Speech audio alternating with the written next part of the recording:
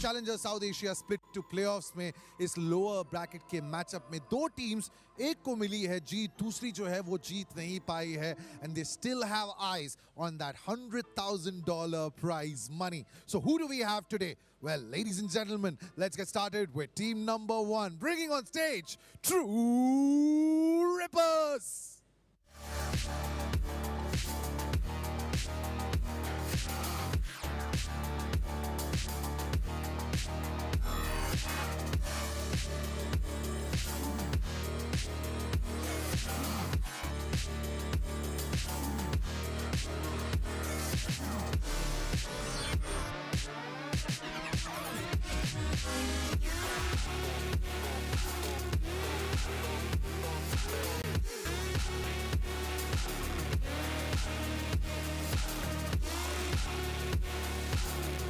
Split two playoffs इनका काफी start stop रहा है, क्योंकि पहले अपर ब्रैकेट राउंड में इन्होंने हराया रेवेनेंट को, लेकिन फिर मुलाकात हुई ओरंगुटान से and they went down without a fight. लेकिन आज this is your final opportunity, this is your final chance if you're True Rippers.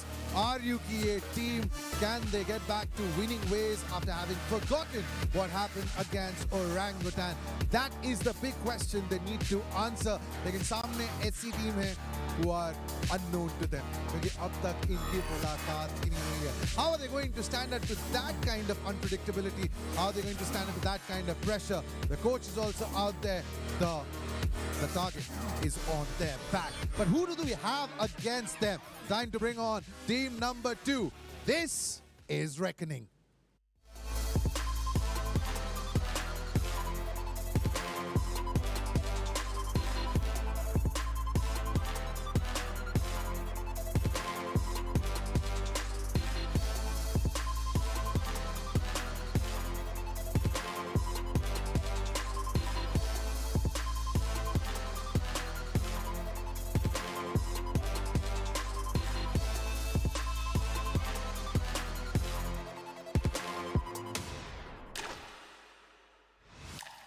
Well, unfortunately, Reckoning haven't been really able to live up to their name. Naam Reckoning hai, but they've been out of Reckoning as far as winning is concerned. Split 1 playoffs में जीत नहीं मिली. Split 2 playoffs में वो जो पहला round था उसमें इन्हें हार मिली, which is why they find themselves in the lower bracket.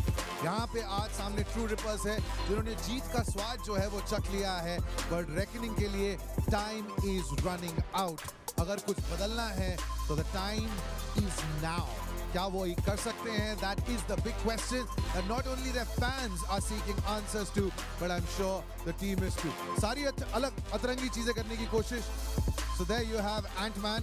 They'll need all the superpowers, mind you, to get back to winning ways. Coach भी आ चुके हैं. So unfortunately, we're not going to call Ant-Man right down to the middle. It's time to get into the captain's corner. दोनों IGLs को बुलाते हैं. So are you, Harsh, if you both can join me? All right, boys. This is the first time that you're going up against each other. I mean, we're talking from day one of the tournament. How are you looking at this matchup? After what I've seen today, yeah, it's pretty good. It's gonna be exciting once the audience sees what we're cooking. Yeah, no matter what happens, RU doesn't stop smiling. Now, आप लोग भी पहली बार मुलाकात कर रहे हैं, and वो भी split 2 playoffs में.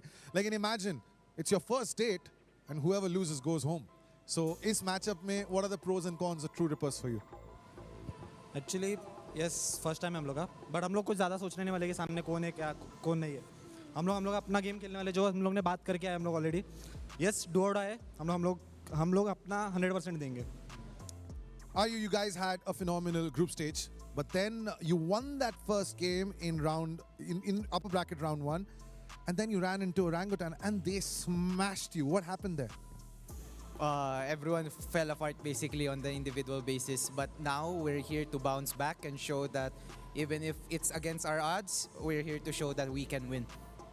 यार हर्ष, आप लोग ग्रुप ऑफ डेथ का हिस्सा थे, ठीक है? आप लोगों ने बात बोली कि हम लोग ग्रुप ऑफ डेथ से आए, तो वो कॉन्फिडेंस जो है तुम में था, बट देन जैसे ही तुम लोग अपर राउंड में आए, अपर ब्रैकेट राउंड में आए, और अब तुम लोअर ब्रैकेट में हो, सडनली ऐसा लग रहा है कि you lost that mojo. What's happening? तुम्हें याद रहेगा ग्रुप स्टेज का पहला मैच हम लोग ओरंगुटान के सामने हारे थे, उसके बाद हम लोग ने तीनों गेम जीते थे. ये हम लोग का वही सेम प्रोसेस है. हम लोग वही सबसे सोच रहे हैं अभी. यस डू और डाई. हम लोग स्टेप बाय स्टेप करेंगे, एक ही गेम को फोकस करेंगे. अभी आगे का नहीं सोच रहे हैं, स्टेप बाय स्टेप जो भी है. All right. The great man Krat sitting back in the studio. He said something very interesting. He said तारीफ भी मिलेगी, गालियाँ भी मिलेंगी if you're Kaizen, which means you'll get the applause as well as the brickbats. His inconsistency is that sense of trouble. For us, no, since we've noticed it a couple of times already. But now we want him to show his full potential now, since it's a do or die for us. So, yeah. Okay, and जो same situation इनके साथ है, Deadly के साथ भी हो रही है, वो थोड़ी सी inconsistency. उसका solution क्या? What's the solve? एक्चुअली मैं इनकन्सिस्टेंट नहीं बोलूँगा उसको. यस लास्ट गेम वो नहीं परफॉर्म कर पाया, बट हम लोग उसके ऊपर पूरा 100% डिपेंड नहीं रह सकते. हम लोग को एज ए टीम आगे बढ़ना है. तो हम लोग ऐसे ये नहीं सोचते कि डेडली अगर मारेगा तो ही जीतेंगे. हम लोग ये नहीं सोचते. Yo, listen, I know I'm playing mediator, but you're going to get against each other. You're going to go up against each other. Is there anything that you want to say to each other? Let's have fun. Let's show what we were cooking today, and good luck for the best of us. आर्यू तो विनम्रता वाला episode पढ़ रहा है अभी. आप क्या कह रहे हैं? मैं बोलूँगा बेटर वैलोरेंट देखने मिलेगा तुम्हें. जो बेटर टीम है वो जीत के आ जाएगी आज आगे. I don't need to translate that. The better team wins, right? Thank you, boys. Go join your teammates. Boys, तुमने सुन लिया. यहाँ पे उतने shots fired नहीं हुए हैं, लेकिन there is an undercurrent of tension because one of them is going home. Back to you guys. Well, thank you so much for that throwback. But yeah, we saw Ant-Man over there. I thought we were going to be seeing something from Flabin this time. But no, it's Ant-Man. I guess the entire team of Reckoning is a Avenger. You know, they're Avenger. Slowly and steadily as the tournament keeps on processing on. If Reckoning Esports is going to be continuing their journey, I'm pretty sure every single person in that squad is going to be cosplaying. Exactly. We already saw a Thor cosplay once from Flabin before. Now we see an Ant-Man cosplay from Trist. He's dancing. I'm just curious about who's gonna pull off the Iron Man, the Captain America, and everyone. Oh. Maybe even a little bit of Spider-Man. You know, I just watched that movie yesterday. It's quite cool. Hey, he's beating up Trist, man. Why are you doing that? I guess Thor isn't really a big fan of Ant-Man at the end of the day. Well, we found out some new stuff. They both are funny, so you know. Guess. But yeah, jokes apart, as we do move on forward towards this matchup, we're getting an inch closer to that map veto. That's what we're here to see, how the map veto is going to be looking like, as Reckoning Esports going to go for the first ban and True Rippers with the second. I really want to see what Reckoning Esports is going to be banning out, and yeah, they're going to go ahead and ban out the map of Split, where True Rippers is one of those teams that try to pull off some shenanigans last time we saw them, and then True Ripper instantly is going to go ahead and ban the map of Fracture. Reckoning Esports for the first pick, and it's going to be Bind. Oh! Alright. Now this is quite interesting. I didn't expect Reckoning to select Bind right off the bat. I thought that they would probably go for something along the lines of a Pearl or something. Oh, never mind. I also expected Lotus to be one of those maps which Reckoning can pick up, but if True Rippers are the ones who are going for it, it sends a loud and clear message. They are aware that both these teams are quite comfortable on this map, so for True Rippers to actually continue picking Lotus as if nothing is wrong, they really must be prepared for this one.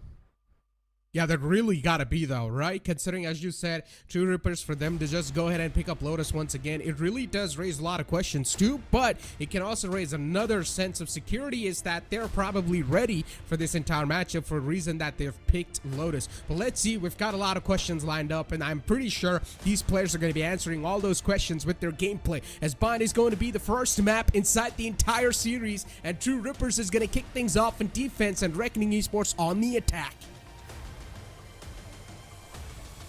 This is going to be quite a match, ladies and gentlemen. Now, because Trist pulled off the Ant-Man cosplay, I'm assuming he might just pick up another trans-dimensional warrior as his agent in this map.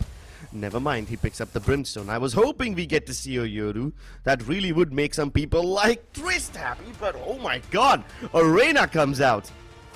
I'm starting to think of this as more along the lines of a Paper Rex cosplay, you know? We did see Arena and Sky pick up from Paper Rex in the VCT Pacific Playoff Grand Finals on Bind. This is the exact same composition, and Techno goes for the same thing. Wow, okay, we're seeing Arena being pulled out. By both the sides! Yeah, I'm really excited to see how this one's going to be panning out, though. I mean, Reyna, it's not a competitive pool. As you said, it's been played once in the past, but still, I'm quite skeptical about that character in general and how much value it can provide as a duelist. Yeah, if you're able to find kills, then of course it's going to give you the maximum amount of value, but for that, you will actually need to go really aggressive and get those kills. On the other hand, though, as we are going to move inside the map of Bind and yeah, Harbor being pulled out as well. I'm really interested to see how this lineup's going to be playing out on the map of Bind. I mean, the first Reyna pick, it surprised me. I'm not gonna lie. But the second one as well. And I'm starting to now wonder, did both these teams watch the same damn match and pick up the inspiration from it? I guess Kaizen's a little bit more prepared for this one. But the moment I say that, Hoya takes his head off. That's a very good initiation. Indeed it is. Two Rippers, now they're starting to get just pushed on from all the angles as Voya as well is able to get one underneath his belt. Able to sweep one under the rug. Techno too now from the back line is going to get the flank activated. Considering he's the Reyna player, yeah, he will need to go a little bit more on the aggressive page, and he's also able to find all the kills. Dismisses away. So far he's alive, and will also get another one down. Only 6 HP left over though, and Hirsch will seal the deal and take care of business. Good crunch from Revenant Esports. They literally ignored all the controller utility that True Rippers had put up and just went for the A crunch instantly. Wimp had deployed Sky Smokes towards A Shaw. There was Harbor utility placed towards Bath, but none of that mattered to Reckoning Esports. They just went all in, guns blazing. As soon as they got that first kill, they knew they had a very little amount of time to make that momentum swing happen before the rotations for True Rippers arrives. And that's why they didn't pump the brakes at all. They just continued going. But this time, True Rippers, they respond with a 5-man stack to a day. I'm starting to feel nervous, Necro. Oh, the shorty in the close range, and Kaizen's going to be the one to take it. But this time, it's Deadly 10, not falling for that trap anymore. Kaizen being shut down, but it's complete fine. Still an anti-eco, so it's not going to hurt at all, even if True Rippers are not able to find a single kill right here. But still, it's all about the ultimate farm and how the opponent team's able to prioritize those kills if they do want to get ultimate on one of the players quickly enough. So he needs to go on the opponent's face as aggressive and get those kills racked up. But so far, even Reckoning, they're just playing it safe and sound, playing for the post plants as Flabben's got a lot of players approaching. This time he's not going to fall back. He's just lining all of them up. Nicely done. But it's Hirsch actually able to get all those kills. Oh, he stole it away, huh? Keep that fire, Yeah, both Flabben and Hirsch just stealing away the wins from True Rippers. Good cleanup from them. That Spectre spray down, it doesn't look as stylish because if it's just a bunch of eco frags, but the good part is Hirsch gets so many of those frags that brings him much closer to his seekers. And this is quite interesting because Reckoning are the more dynamic team. We already pointed out that they are the team that relies on a lot more mid-rounding. So those seekers can really turn the tide for them. They really can. And you can see Flabben, all he needs is 2 more points. And even he will get his hands on the Reckoning. And even Hirsch, 2 more points needed.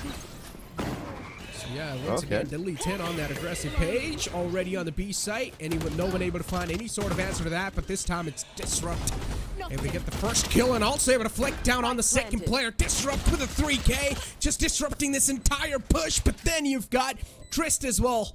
Just shining back in the action. It's a 2-on-3 scenario. And it's doable. Definitely is doable.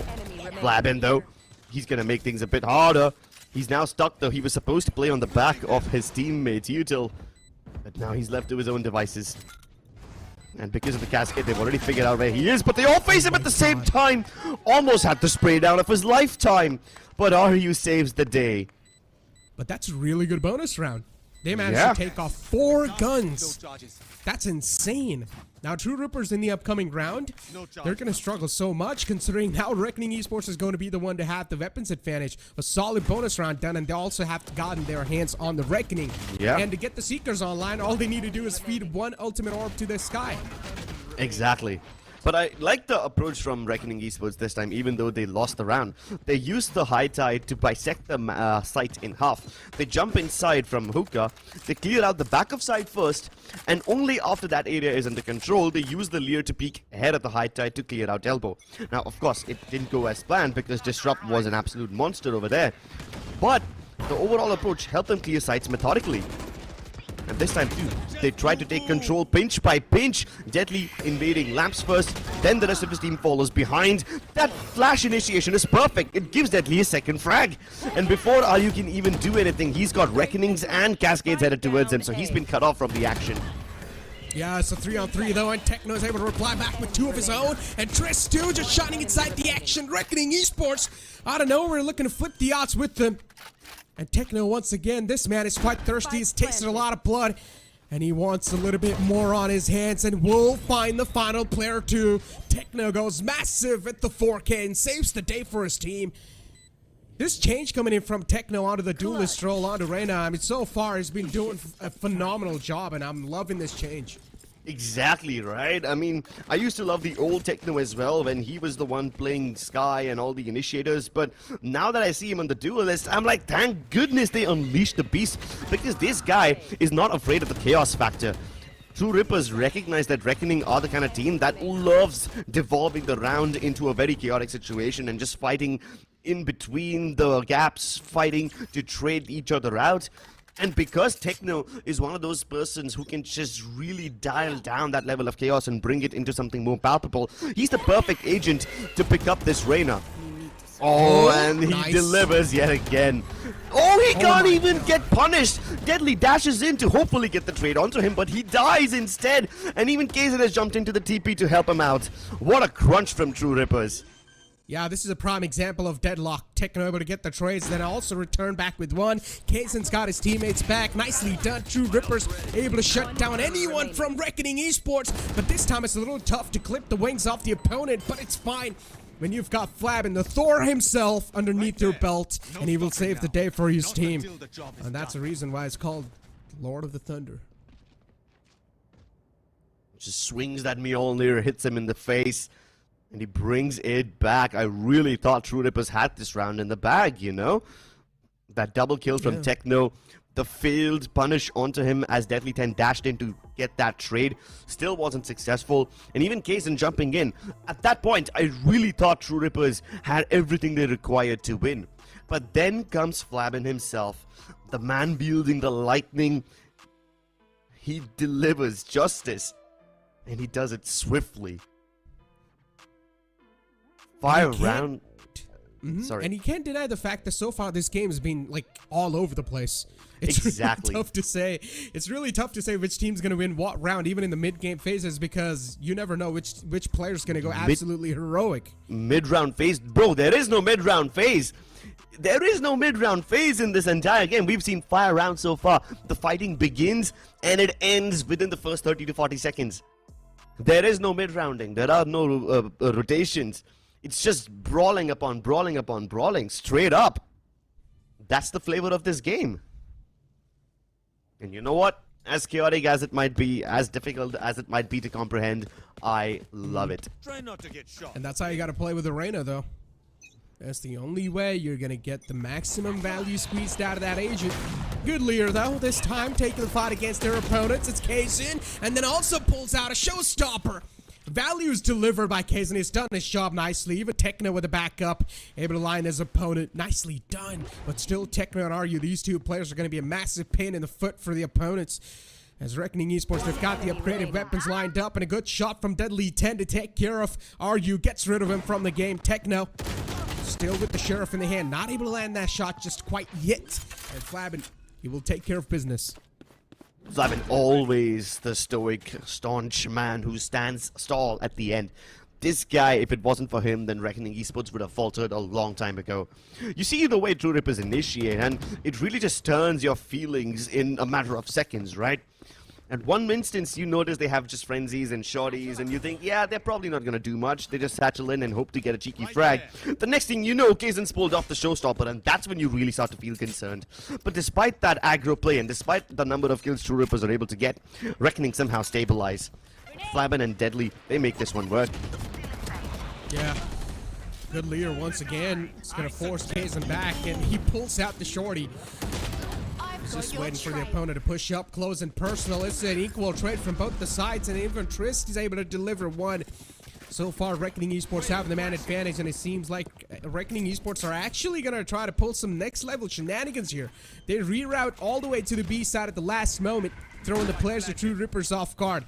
It's a 3-on-4. True Rippers do have a valid chance of winning this entire round as well. But you can see Flabin too, just pushing up towards the elbow area. Vimp has got 2 challengers approaching him soon. If Vimp is not able to isolate these duels, he's going to fall on top of his face because he's got a Sky waiting for him right on the opposite side. As soon as the first contact's found, Vimp could have died here. He tried to pull out the smoke, but then it's completely fine because Aryu's got things in control on the site. Oh, an orbital strike has been thrown in just to get him out of the area. Meanwhile, Trist has his hands on the button. He's ready to throw down the fire as soon as the spike gets tapped. They throw down the cove just to get the defuse in, but the hellfire from above keeps them away from the spike, and enough time has passed away. All the amount of water can't keep up from the fire that rains down from the skies. Great adjustments from Reckoning Esports. In the last few rounds, we saw True Rippers taking the aggressive stance, going and pushing inside, but this time Reckoning start things off on the front foot. They hit the A site with brute force, and then True Rippers respond by jumping into the teleporters from B long and coming to its path. At that point, True Rippers realize, hey, I'm sorry, at that point, Reckoning realize, hey, you know what, we can't really take A anymore. Let's jump into the TP ourselves, head to its hookah. And after that, they just got the plant and played their post-man posies really, really well. While everyone else fought inside the site, you had Trist holding backwards just with his util. Oh, Empress popped. And Deadly 10 once again looking to get real aggressive and personal against his opponents. Good trade from Boya at Reckoning Esports. They really have got each other's back, but there's a shotgun, and it's going to be Bucky. Kazon was able to get one, but he's not going to be able to get the return frag onto his opponent. And yeah, Reckoning Esports once again, a clean sweep onto the opponents. Make sure to follow my pack in. They'll lead us right. And that's what happens when you have 2 aggro, hyper aggro duelists. The combination of the Leer along with Harsh's guiding lights is making it nearly impossible for True Rippers to hold the standard angles. Unless they're pushing aggro inside themselves, they can't hope to hold truck, they can't hope to hold this Radionite box. And you see one more thing that I noticed from Reckoning Esports, the high tide came in late. Usually the smokes are popped before the execute begins, but not in this case. Reckoning wanted to desperately go towards the back of Ace side rather than just play their standard angles, plant the spike and get back. That wasn't the plan. They wanted to go deeper into its enemy spawn. Just really deny the amount of area available for retake that True Rippers have. And this time, poor Techno, he's over here by himself. If he can get at least 1 kill, he might just be able to get away. And that's the spike carrier. Doesn't dismiss in time, but hey, at least it's boiled it down to a 4v3. Well, look at Reckoning Esports, what they're doing. They're going to rotate all the way back from the spawn. A classic Reckoning Esports moment. Once again, just throwing the players of True Rippers off guard. True Rippers really wanted to crunch Reckoning Esports on the B site, but they're not going to see this coming at all, as every single player from the side of Reckoning has already made it onto the A site. Now, finally, True Rippers, they're going to start making their way towards the A. And Reckoning Esports, they've got trouble approaching from both the sides, even from the bathrooms and from the short area as well. A lot of shots missed from Voya, and this time it's not going to be let go of. He will be punished instantly enough. Reckoning Esports, 3-on-2 scenario, not having the man number, not having the firepower as well, but Deadly able to return back. Nicely done. That was quite a crucial frag so far, but True Rippers, they're going to stick the defuse. Oh, there's just simply no way to stop them from getting that def go, as well as the high tide. All of that invested just makes it impossible for Reckoning Esports to shoot back. But this round is so unique, you have to speak about it in retrospect as well, because whatever happened in round 9, we saw glimpses of it in round 8 as well, when Reckoning Esports pushed all the way towards the back of towards the back of A site and planted near truck. This time they do something similar on the B side. They take defender spawn, head towards A instead. And I really thought they would do it before as well. And while this innovative trick helps them get the plant and secure the man advantage, it also creates problems for defending it against diffusers. And that's when True Rippers thrive. Oh my god, they don't just thrive, they're trying to drive them out of this site. Somehow, Deathly 10 survives that onslaught, but Techno cannot. At least he takes one down before he bites the dust. Meanwhile, Voya is fighting a whole different battle towards the A site. And Voya, because he committed his body to the fake, it keeps True Rippers stationed towards the A site and leaves the B site open for planting and repositioning. Hirsch looking to peek out. This will be quite a risky peek from him. There's 4 players waiting in the front. Deadly 10 try to commit that spray and not connected a single shot. Swift moment indeed, an awkward moment too, but a good reckoning from the side of Reckoning Esports. But unfortunately, Flavin's not going to be able to stay alive to see another day. And, well, it's all left down to Hirsch, and he will be dealt with too. True Rippers, so far, able to get the momentum swinging back into the action for them. And I think the reason why they're able to get that momentum back again is because they just calm the hell down. You notice the first 4 rounds of the game, everything was so chaotic because True Rippers are actually pushing out. They want to fight Reckoning Esports really, really hard. Oh yeah. And in chaotic situations like those, you can't really guarantee a win. It all just sort of comes down to trades, right? It all comes down to the heat of the moment. And in that moment, if you can't guarantee a win, then you're doing something wrong. And that's exactly why the last 3 rounds, True Rippers have been very slow to rotate. You can see how Reckoning Esports are making the first move. The whole pace of the game has changed. True Rippers are no longer initiating the battle. Instead, they wait and they react, which is okay, because given the way that Reckoning Esports is playing, the way they are pushing so deep inside enemy territory right now, and they're planting in these precarious spots, they are prone to overheating, which True Rippers love to punish. Going into the retake every single time for the last 3 rounds, True Rippers have had the man advantage. And they don't even need the man advantage to begin with, right? Because Reckoning, they're not the kind of team that is just gonna hide in a corner and just play for time. Nope. They are actually fighting back even in post-plant positions. So that's the kind of team True Rippers know they're up against. All they have to do is make sure they stick together and win those battles out, because Reckoning will give them an opportunity. True Rippers just need to seize it. Speaking about seizing an opportunity, this is where another opportunity will be given away to True Rippers. If a side control is taken away, Aryu's got his hands on the Reckoning, so that should be a free side retake in his hands if used properly. But one thing is for sure, Reckoning Esports, they've been really pressing the charge against the players, the True Rippers. They're just straight up being aggressive on one side of the map, but look at this aggression this time. This time it's from the side of True Rippers, and it's going to work out in their favor, as Hirsch is going to get dealt with right off the bat. But considering it was a push from completely one side of the map, Reckoning Esports, they found themselves the A side completely free. And Tristan's over here to catch anyone on the flank. He does get one, but not able to get the second one in return. Still the man advantage in the hands of True Rippers, and that one single man advantage can mean a lot. But Voya can also find a flawless timing if used properly enough, but this guiding light should give it away. True Rippers have been consistently finding the man advantage in these retake situations. They even have the information onto Flab, and they just need to find Deadly, but they can't. They both play the timing really well. It's only Audio who's able to get something done. The clock is ticking against them, and so are the odds. It's all up to Voya now, but he can't win the duels. True Rippers this time, once again, find success. And I almost had to eat my words. Oh no! Wait, it still pulls up. 0.02.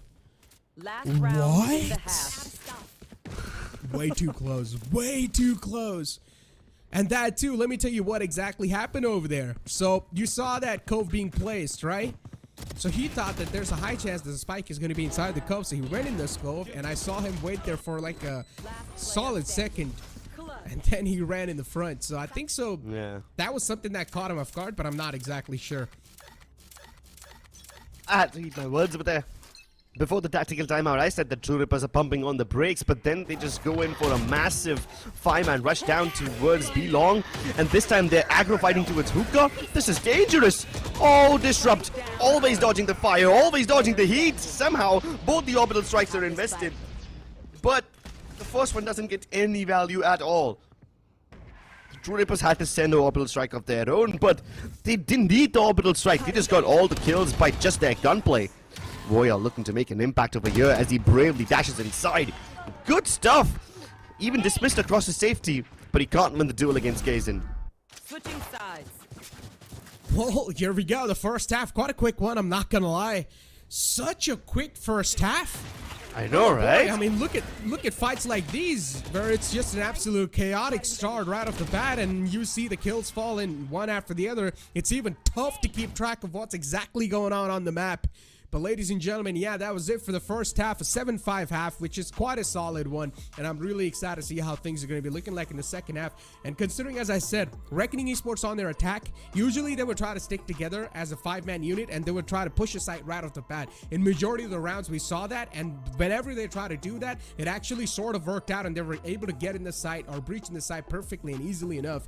Ladies and gentlemen, but one thing is for sure, even for you guys, and a good news too, all you guys need to do is scan that QR code and you guys stand a chance to win that Philips One Blade. With that being said, it's time for us to push to a short break. Don't go anywhere. We'll be right back.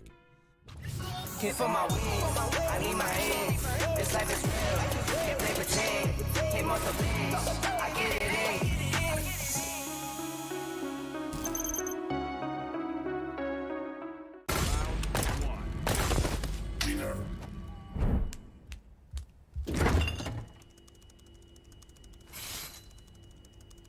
Bro, fridge meat के लिए, heat के लिए नहीं. Bro, this graphics card is making my frames drop.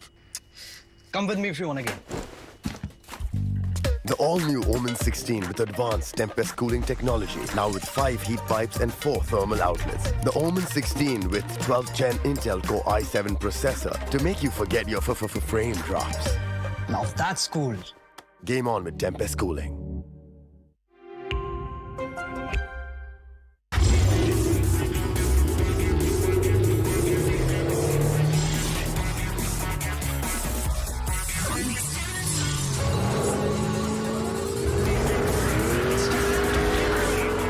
Presenting Hyundai i20 N-Line. It's time to play.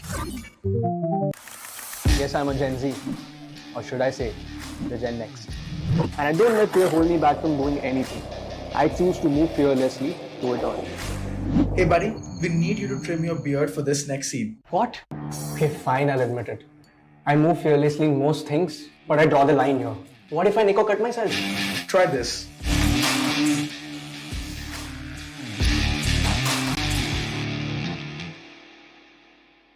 Phillips.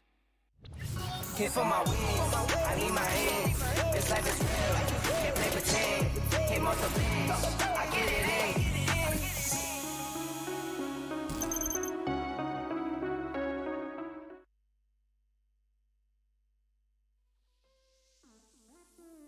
Welcome back into the second half of what has been so far an absolute aggressive series. At least in the first map of the first half, it's been quite an aggressive affair, but now as the sides are switched, still anything can happen. We've got True Rippers this time being forced on the aggressive page, which is going to be the attack, and now Reckoning Esports on the defense. But you can see Reckoning Esports, they're already looking to push out of the A-short area, which is going to be quite an interesting decision because they're about to be disrupted.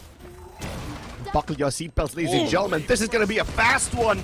And Deadly pulls a fast one on the Disrupt. Follow up from RU. Not successful. He does throw the high tight end, but it doesn't push Reckoning back at all. In fact, it encourages True Rippers to just deviate from that area and flood into the B side together now. Twist playing on the back of that smoke. Somehow able to get much more done. He even almost killed Kazin. But Harsh, he's going to re-aggress from the elbow region once again. This time getting a bite with the Trailblazer. So much information available, and they know now that True Rippers have no choice but to push into its elbow. And Deadly's ready to receive this one. They're ready for the interception. Harsh with a double 2. And this is beautiful. The flashes, immaculate. RU discombobulated. And Harsh elevated. What a performance. Reckoning Esports able to sweep that round under the rug, even though they have a lead. So that means True Rippers now, they're going to have a huge pressure building upon themselves because 8 rounds already on the board. Upcoming rounds going to make it a 9, and the chances of the opponents winning are quite high. But I'm not going to lie, recently these anti-eco rounds as well have been quite a tough one to win. We are seeing quite a lot of those thrifties being pulled out, and we're seeing Kazan back on the shorty. This is really good approach. I mean, considering how much value Kazan was able to find in the first half with that shorty, now I'm having some high hopes if Kazan's able to land those double satchels nicely enough. We've been missing those satchels now. I don't think in that entire first half, we didn't see Deadly dash in to do any of those crazy shenanigans. But he's doing plenty of those now. And speak of that, Deadly's already started things off on a great note. Just handing out haircut right off the bat to his opponent. Not even giving him a chance to redeem himself after that one. But a good flash. Gonna force Woya back, but he still somehow managed to stay alive, but not anymore. As Disrupt got his hand onto that. Nicely done. Bloody hands. Disrupt wants to get the spike planted too. He knows there might be a spam coming in, so that's why that was a fake tap. And I like the thinking behind True Rippers or what they're trying to replicate over here. They've only got guns, but still, they've only got pistols in the hand, but still so far, they're able to show quite a lot of resistance against a team that has got some guns. And so far, True Rippers too, utilizing the maximum amount of brains, even once again going for the tap, and Vol Disrupt able to also get the traits down. Reckoning Esports, they cannot really afford to let the traits go just like that because the opponents now have finally got their hands on the Spectre. Yeah, and they were waiting for Aryu's util to come up. They knew that there will be spams and invasions. That's why they were hesitating to plant. 30 seconds left. And yeah, sure, their plans worked out. They wanted to bait the fights out, but they need to win them too, and Disrupt wins it. Oh my goodness, what a way to isolate. Here. Spike planted. One enemy remaining. Launching smoke. Stim beacon here. Trist and Wimp. One-on-one situation. Both are Brimstones and controllers of each team. They've got a lot on their shoulders, a huge burden, but unfortunately for Wimp, he's only got 23 HP left, and all it's gonna take is one single bullet to the body to seal the deal, and that's what he does. Reckoning Esports barely able to get that round secured, and I literally just mentioned before this round even started, recently these anti-eco rounds have been really tough to sweep under your rug. But somehow Reckoning Esports have managed to stay alive and get that one underneath their belt. But I really want to know if they're still going to be going for the bonus round or not. And I think so the answer is probably going to be no. You can see those light armors and Vandals and Phantoms on the board. You really do need those signature weapons if you're considering to give a tough fight to your opponent. But Deadly 10 with this immaculate start, it really felt like Reckoning Esports should have things under control. But then later on, things started to take a massive turn for bad for Reckoning Esports. But still a solid round from True Rippers, considering they have denied the entire bonus round for the opponents. So Reckoning Esports, now they're going to be thrown onto their feet. On the other hand, you can see even Deadly Tense pulled out the operator. That can be a massive surprise. An astonishing moment indeed for True Rippers. Let's see how they're going to decide to deal with that. And I guess the best way to deal with that is just completely avoid it. And yeah, they are starting to make their way towards the B site, but there's a crossfire being set up by the players of Reckoning Esports. Good leader, but it's not going to matter. Aryu with that shoulder peek will be able to shut down anyone that stands against him. And this time it's Warrior up. Techno able to get the second man down too. This should be an easy B site. Take in the hand. And now Flavin left all by himself in the close quarters, so try and do anything to stop this take. Flavin pushing up close and personal against his opponents, but he's got a massive wave approaching him, and Disrupt's going to be the one to win that duel. Techno keeps on pushing forward as it's Reyna's best thing to do. If you're Reyna, gotta take those duels, gotta challenge him, and that's what he's trying to do. True Rippers easily, they've got things under control. You can see Deadly 10 still is all the way in the back because he does not want to risk his operator at all. That can be their win condition. And he makes sense too. Why does he not want to commit to this retake at all? And Deadly 10 once again left the last one on the naughty list. I highly doubt True Rippers would want to punish this guy. So Deadly 10 should be safe and sound. Should be safe and secure. Just trying to jump spot out Deadly 10's position compromised. I'm not a huge fan of what's going on over here. This is so shaky. This is so bad, but a quick shot's on a whip. Oh, this is classic Deadly for you. Unfortunately, Deadly didn't even get a chance to activate his operator. But finally, when he did in the final moments, it was a little too late. As now we've got 6-9. True Rippers finally able to get that one single round in the second half. That's the first round in the second half so far. Can it be proven as a momentum breaker? I highly doubt so. Right there. Hershey's got his Seekers ready. So that's a good news for Reckoning. He can use it to make sure where exactly the hit's coming to.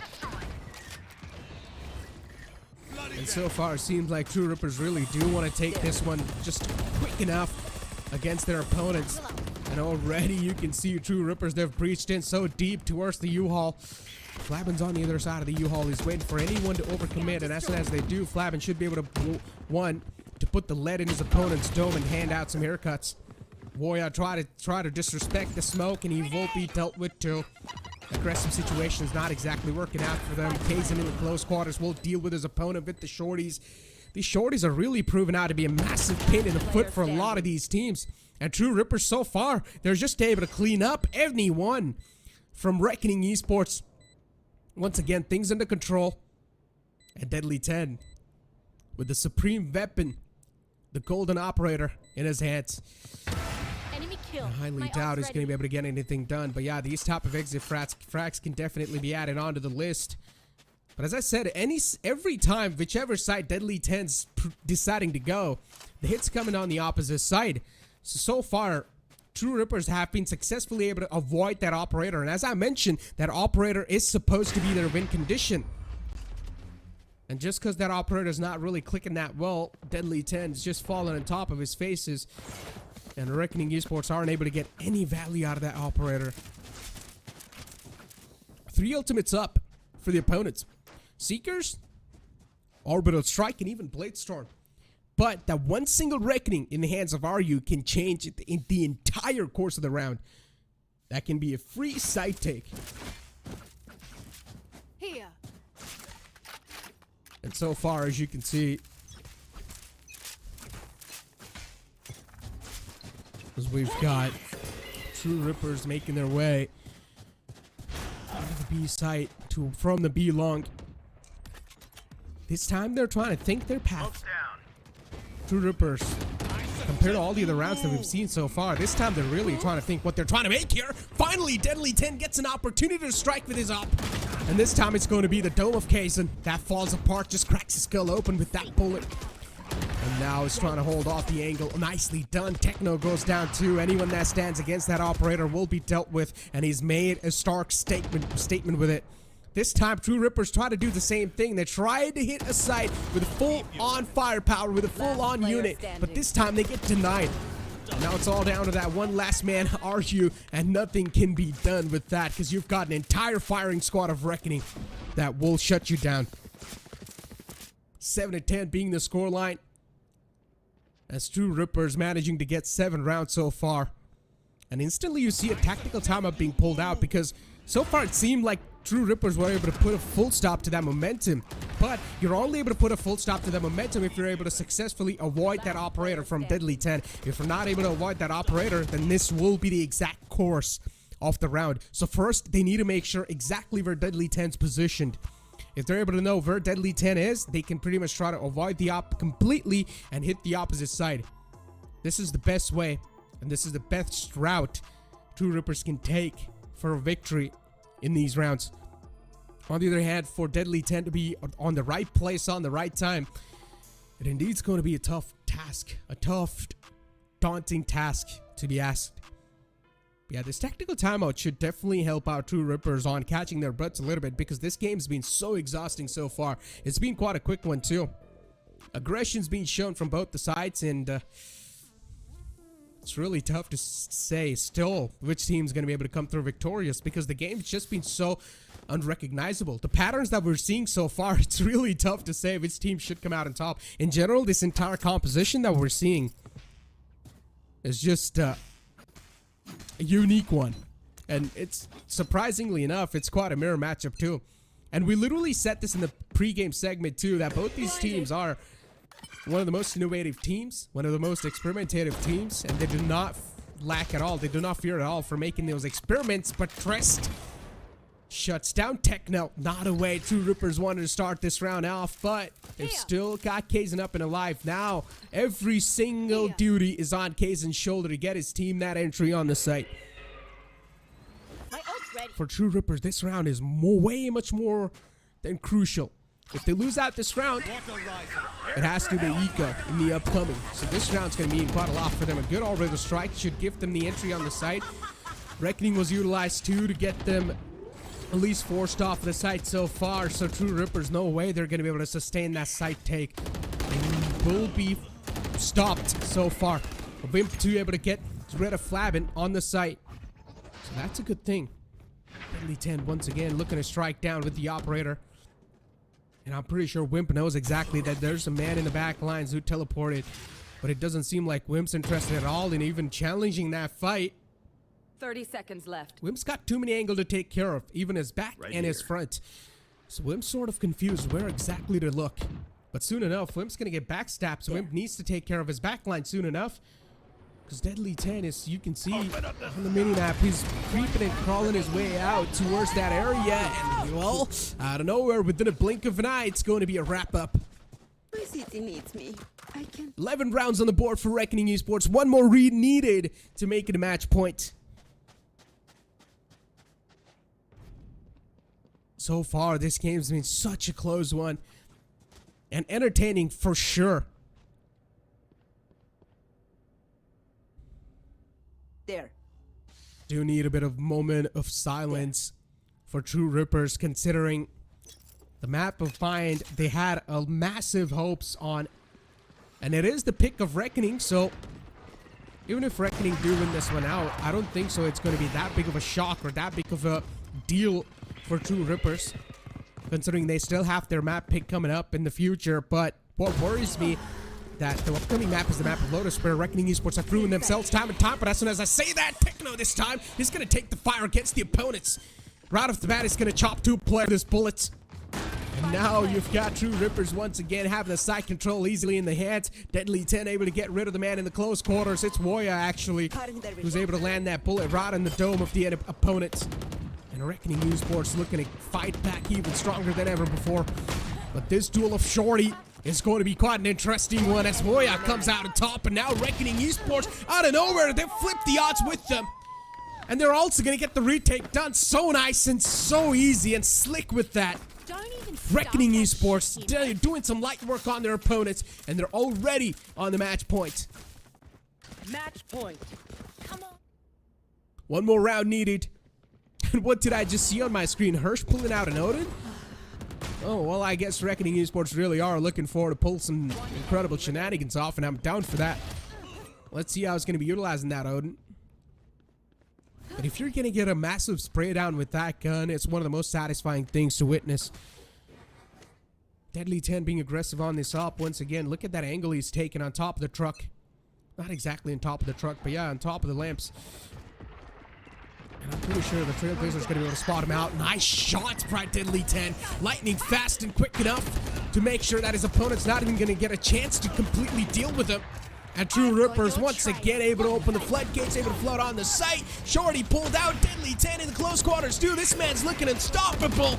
But so far, he's only able to get one. And True Rippers, they're going to keep on forcing their gun barrels down the opponent's throats. As that's going to be it, ladies and gentlemen, from Reckoning Esports as they win the final round 2. And here we go, the victory dance from Flabin. What a map one. Indeed, it makes sense why Reckoning Esports chose that map, and that unique composition that chose too really just gave them that entire map as well. And Reckoning Esports were just a step ahead onto this map. It makes sense why this was their pick, and they came through victorious. They reigned victorious and supreme. As we have got True Rippers being lost on the first map, and you can see their faces too. They're not that satisfied with the outcome that they have. And considering it was a mirror matchup, True Rippers would have definitely expected for a little bit more closer matchup, maybe even a OT. What is Flabin doing there? It's interesting what he's doing exactly. But yeah, I always love the celebrations from this team, man. This team is definitely one of the most eye candy teams out there. But considering the fact that Reckoning Esports is able to kick things off on a great note inside this entire series, is going to give them such a massive advantage over their opponents. It's just going to add on a lot of things. But with that being said, ladies and gentlemen, it's time for us to push to a short break. We'll be right back. Hit for my wings, I need my eggs. This life is real, can't play pretend. Came off the bench, I get it in.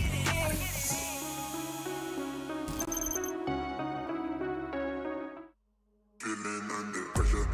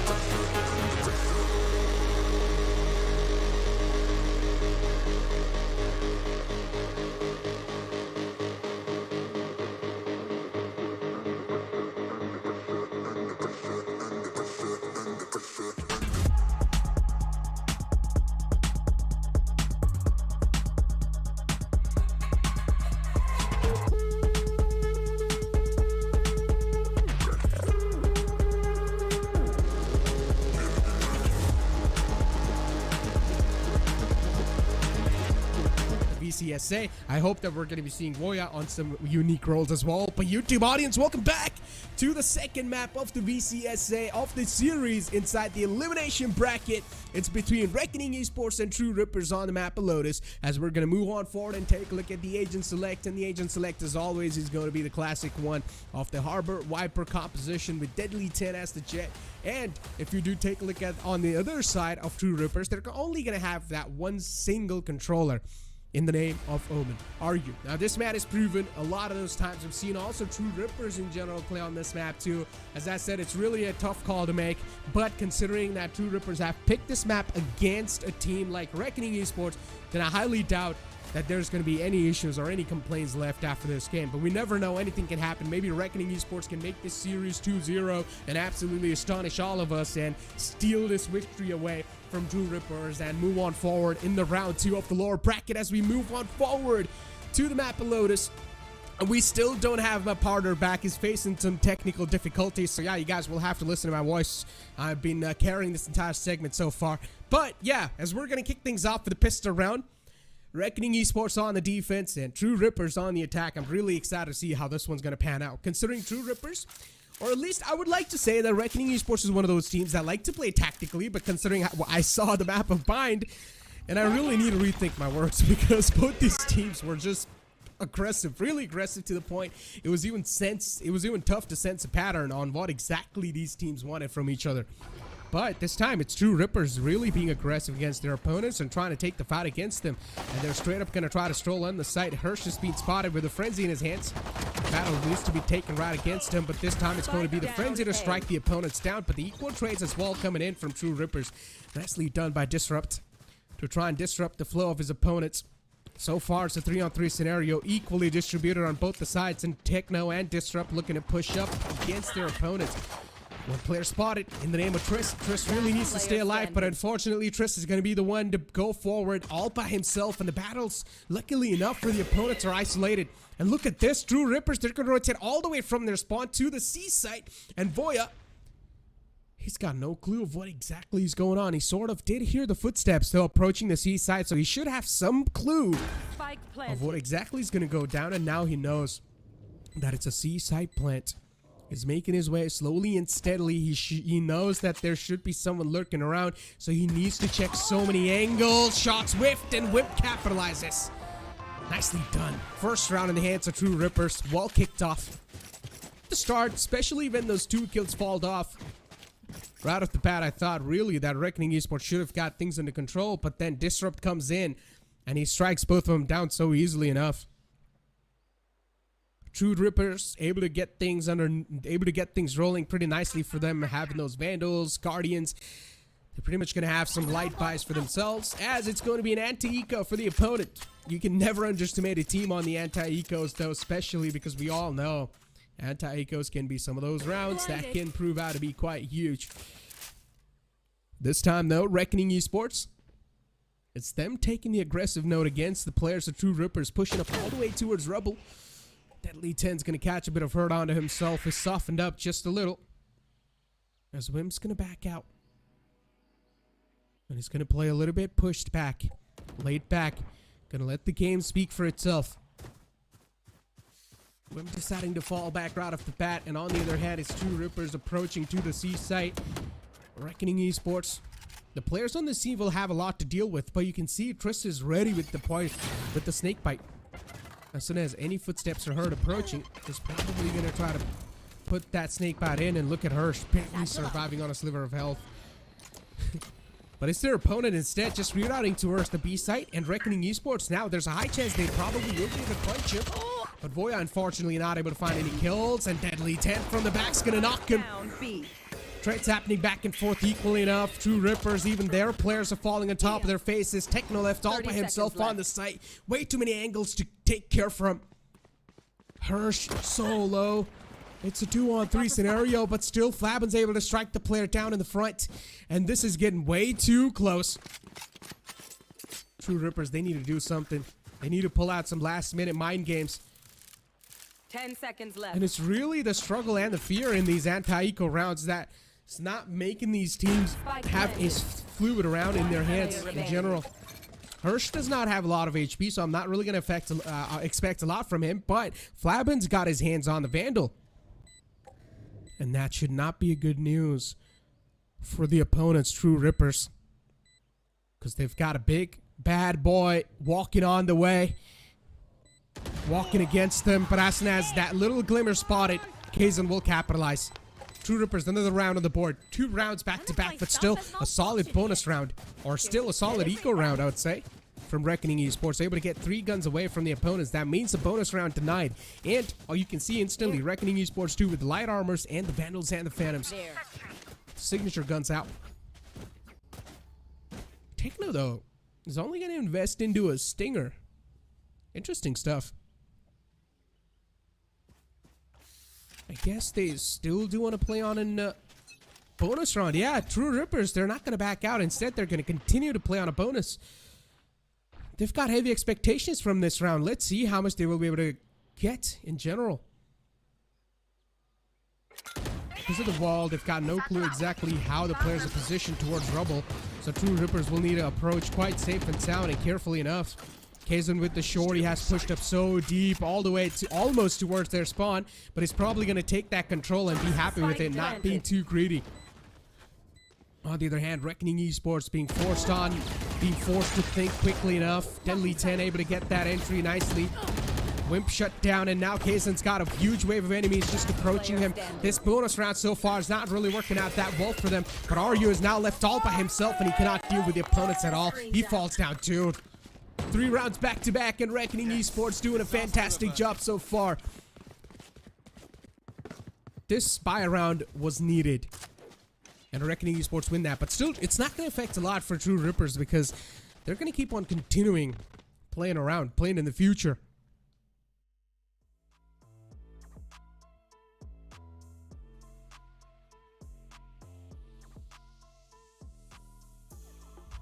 Tactical timeout being called. So yeah, let's see what these talks are going to be coming out, because considering True Rippers, they had a good start. They had a good kick start for themselves, and now that Reckoning Esports is able to win that bye round, True Rippers should be questioning what exactly went wrong there. But still, it shouldn't be that much of a huge point of concern, considering the game's just started.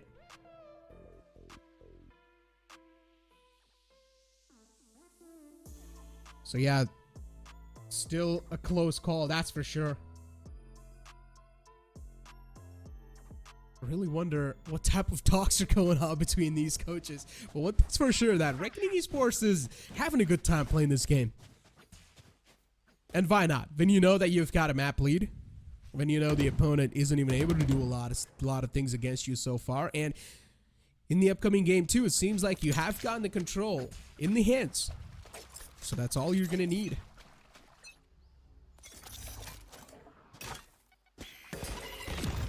Good paint shells. Gonna force Triss back. And this time it's True Rippers taking the heat right off the bat to the opponents. This round's gonna mean quite a lot. If True Rippers not able to win this round, they will be forced back on default settings. That means the eco too will be falling a little bit short, but True Rippers, they've already managed to place their foot on the C site. Not a good news for them. Flabin try to push in with the help of the wall, but he will be denied instantly too. True Rippers nicely done so far. They're able to position themselves pretty well enough inside the post-plant scenarios. Way too close. That fight was, but in the end, Hirsch was able to come out on top. It's a 3-on-4. It is doable, but Revenant Esports needs to make sure these mistakes that they've been making so far, they cannot be made anymore. Boy, able to float onto the site with the help of his teammate. But they've got so many angles to take care of as Techno is able to get one. That's a good trade for the side of True Rippers. Deadly 10 from the flank angle is able to get one of his own. Now it's a 2-on-2 scenario. It's doable. Good showstopper. Not exactly showstopper. Rolling Thunder and Disrupt able to clean things off too. Nicely done. True Rippers. Third round on the belt, but they invested a lot onto that round too, so you cannot ignore that. That Rolling Thunder being invested by Disrupt. Massive investment. And that was quite a panic one too. Disrupt knew that he's got no other choice. If they really do win this round, he needs to use it right here, right now, and get himself an upper edge inside that duel. And he got it too. So in general, for True Rippers, all that mattered was to get that round in the hand. Placing swarm grenade.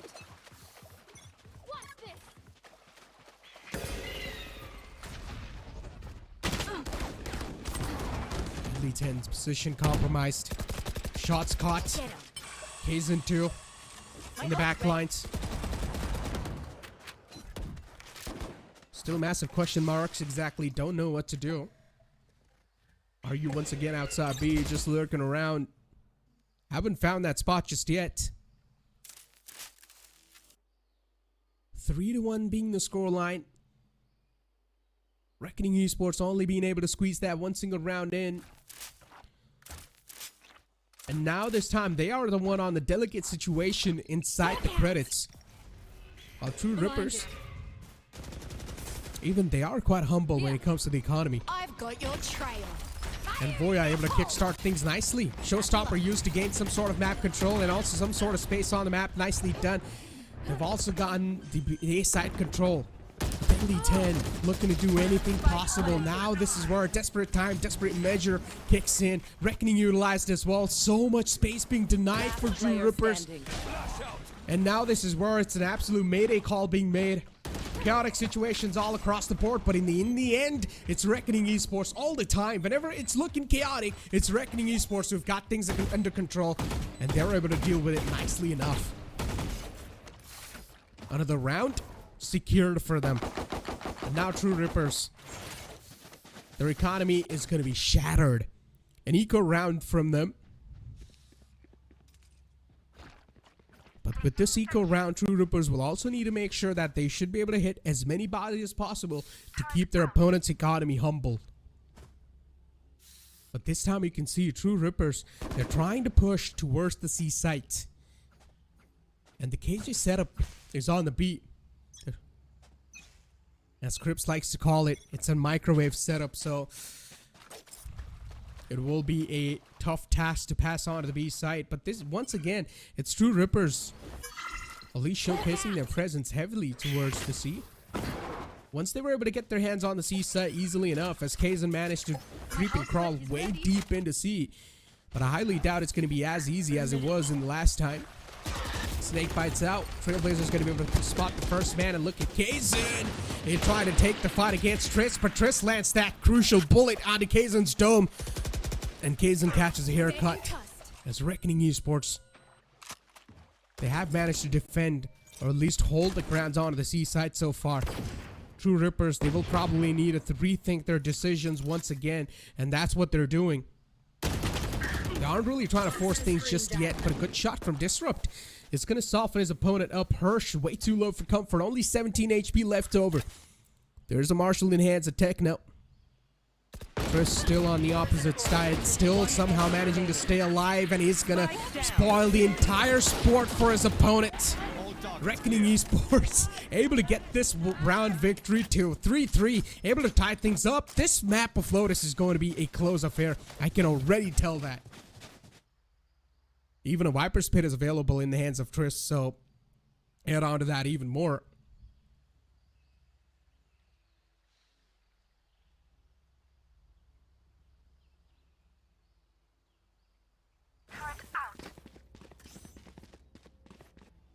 Lockdown and the Viper's Pit ready.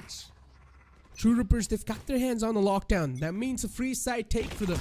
But this time you can see that setup being changed as well off the Killjoy. Voya is really being quite versatile with those setups. He's not just sticking to that one single side with the KJ setup. Instead, he's switching things around. And I like that. And you can see instantly Reckoning Esports being aggressive out from the B site. These switch-ups are really probably going to catch the players of True Rippers off guard, because you never know where exactly the KJ setup is going to be. Nano Swarms reactivated at the right time. That's going to delay the push for a little bit more. Hirsch able to squeeze all the way deep in the back lines too. And look at Voya just lining up bodies on top of each other. It's an absolute graveyard on the A site. The spike goes down too, and True Rippers not able to find the reply. As I said, this setup change that's coming in from Voya is really starting to catch the players of True Rippers off guard, and it's really starting to be a huge pain for them. They did not even get a chance to utilize that lockdown. And once again, the economy is going to speak for itself, as True Rippers is going to be forced back to eco. On the other hand, Deadly 10 will get his hands on the operator, just like the previous map of Bind. I do understand this map has 3 sides, but still, Deadly 10's operator inside these type of circumstances is going to be their winning condition. It's going to be their win condition. Voya, once again with the lockdown, going to try to keep things slow and safe. That was a really good trailblazer spotted for the players. The majority of the presence is given away, and you can see instantly the players of Reckoning Esports starting to be aggressive on the opposite side, and the op's going to start to click in. They're locked over here towards the C side, cannot even go anywhere else. True Rippers, the presence spotted outside C. So many problems at the same time approaching, and True Rippers, they've got no other option than to breach inside the site. As they try to do so, the players are going to start falling on top of each other, but still, the Sheriffs are somehow able to find those replies. Lockdown still available in the hands of Wimp, and he still haven't used it just yet. Makes sense too. True Rippers, they haven't really got the confirmation just yet if they're going to be able to do anything or not. But now Wimp, with only 16 HP, has got a world of trouble approaching him, and he will be dealt with. Secured and cleaned up just like that. Are they us? I have so many questions. Reckoning Esports, just like the previous map, once again able to get the lead. Whenever things turn out to be chaotic, it's surprising how Reckoning Esports is always able to sit in the driving seat and divert and direct those chaotic circumstances into their favor. It indeed really is quite fascinating. And once again, okay, you know what? I need to cut my words because, you know what, guys? Guess who's back? CA is back up in this building, boys. Now, I know it's been quite a long time since you guys have seen me and CA. It's back in the VCC days. It's been years now. But CA, welcome, my boy. Welcome back to the casting desk. How does it feel? Thanks, my guy. It feels interesting. I'd say definitely. It wasn't how I was envisioning my day going today. But hey, I love myself a good throwback, you know, and talking about throwbacks, it seems like Reckoning are trying to throw it back to their split one miracle run, trying to make something happen in this lower bracket. And quite interesting because I will say I have very strong opinions about these comps. 100% prefer the double controller on Lotus, and already you can see Reckoning making good work of it. But I'll let you catch me up with what else True Rippers and Reckoning have been duking out with each other. I mean, look, one thing, the massive change, I mean, the massive thing that I've been seeing so far, but okay, I'm going to eat my words for now, as Kaysen somehow is able to return back the favor to the players of Reckoning Esports and able to get 2 of his own. So one thing that I've been noticing so far is the switch up between the KJ setups that we're seeing from Reckoning Esports. They're really just they're really just switching the KJ setup, sometime on the A side, sometime on B, and sometimes on the C too. So that's something that's really catching the players of True Rippers off guard. And whenever you see a Deadly 10 pulling out the operator, that is their main win condition. If they're able to avoid Deadly 10's off, that means there's a high chance they're probably going to win the round. But if they're not able to avoid that, the Deadly 10 should be able to rip them apart to pieces. But so far, it's Reckoning Esports and even True Rippers ripping each other apart. It's quite a close call. comes down to a 1v1. It is Techno supremacy all the way.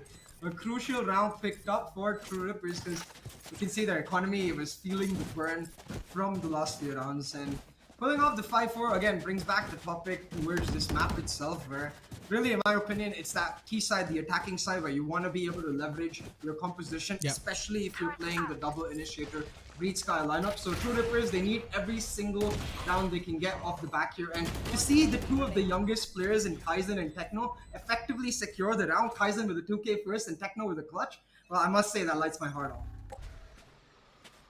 I mean, Kaizen as well. It's Deadly 10 on the opposite side, and it's Kaizen on the side of True Rippers. These two players, man, you really need to watch out from them. You never know when they're going to be showing their heroic stances. As Deadly 10 is going to go for that aggressive page with the operator, and it's going to be a collateral. Able to get both of them with that single bullet, and then Revenant Esports, once again, out of nowhere, they're able to bounce back into action. They're able to spring themselves back into life. As Deadly 10's operator going to get capitalized, but then even Disrupt's able to get two of his own. Though doesn't have an idea of where just around the corner. As for the flash, and in the waterfall, it's just a stream of blood instead. Down to a 2v2, should have the opportunity to plant, but he pushes out a little too far, and that will put Disrupt in a bit of an impossible position here, Necro. He's managed to find timing though, sneaks away from the dog. He's not been spotted out, and he's trying to make his way to B, knows exactly where the sky is, but he still needs to isolate the 1v1s. Instead, just goes for the plant, knows that he has one on his flank and one right behind him. Disrupt with some insane decision making to make over here to try and pull off this clutch, and all he has is a flash on a stun. Isolating the duels is the way to go. He's clearly being outnumbered, but Disrupt is one of those players that you can heavily rely on in these type of moments too. Such a consistent player. A good blind, but not in time exactly. Hirsch able to dodge that perfectly. Revenant Esports, in the end, they play that well enough so that they're able to secure the round 2. I always think this is an attacker-sided map, and considering the composition True Rippers have, they should be favored highly in the attacking side too, but so far, things have been not working out in their court. Yeah, absolutely. Especially when you run the loud comp, as I like to call it, the Viper Harbor composition. It's a lot easier to default on the attacking side to bait out the breach stun, to bait out the raise nade, to bait out that utility that really prevents you from going from direct executes. And then the really strong part about the comp is that then you can go for the executes whenever you want. It's not like a Haven Sova breach comp where if you're defaulting with a stun and a recon, you cannot go till you get your cooldown back. This comp does not rely on any cooldowns. The dog always available to turn the pace up. So True Rippers, they need to find some miracles, and Kaizen once again trying to do exactly that with the Marshal. Not able to find anything just yet. She's gonna get shut down, and Revenant able to stabilize this time. Good first opening though. I mean, still, it is broken buys in the hands of the opponent, so yeah, the problem continues for True Rippers. But this window of opportunity should be found right here, right now. It doesn't matter even if they're having the weapons disadvantage, they need to do something. But as I said, if you're not able to avoid the operator of Deadly 10, it's gonna rip you apart, and that's what happens once again. What a lightning fast shot! Deadly 10 with this electrifying gameplay. True Rippers, they don't even stand a chance against this player. And that last one should be confirmed as well soon enough. Oh, those are 2 quick taps though, even from Wimp, but yeah, it's not gonna matter.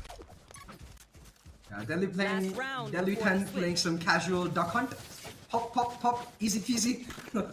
He's able to get himself a quick 3K and ensure the lead for Reckoning now with this 7-4 scoreline. Still, we always have known that 7-5, A4 can make the biggest difference, not just mathematically, but really I think at this point, considering the fact that it's a lower bracket run, it's all about that mental edge that either of these teams might have. True Rippers, but truly they're back against the wall, not just in the lower bracket, but also since they've lost that first map, they've got to make it count, and they need to start right here, right now. The Rolling Thunder, the Raze ultimate available, they're just going in for a hard execute, and look at Trist, he's stuck in the smoke, he's managed to catch them up, oh, he's gonna find his one, and they will thank their lords that he's able to find his one, because now they get the site, they get the 2-for-2 trade, and in a 3v3 post plan, they're gonna have to care for the fight. Yeah, they've also got the Seekers approaching them, so they're pretty much going to give the maximum amount of players position. And if you've got Deadly 10 just hitting shots on all the cylinders, it's going to be tough to avoid him. Techno once again left the last man standing inside this clutch situations. Now look, the only way True Rippers can have this run going for them, if Techno's able to pull off a miraculous play, that is too much to ask for in a situation like this, but maybe he will. So many shots were missed by Reckoning, but in the end they're able to get things under control. It's an 8-4 half. Oh man. My heartbeat, like my blood pressure just went up. I saw them almost lining up there, Reckoning, and I was like, oh no! They did not line up. It's all good. And essentially it means that Reckoning reacting fast enough there, Necro, ensuring the flank is there, able to get it through. Yeah, exactly. Well, ladies and gentlemen, that's going to be it for the first half. We'll be right back with the second half after this break. Hit for my wings, I need my hands. This life is real, can't play pretend. Came off the bench, I get it in.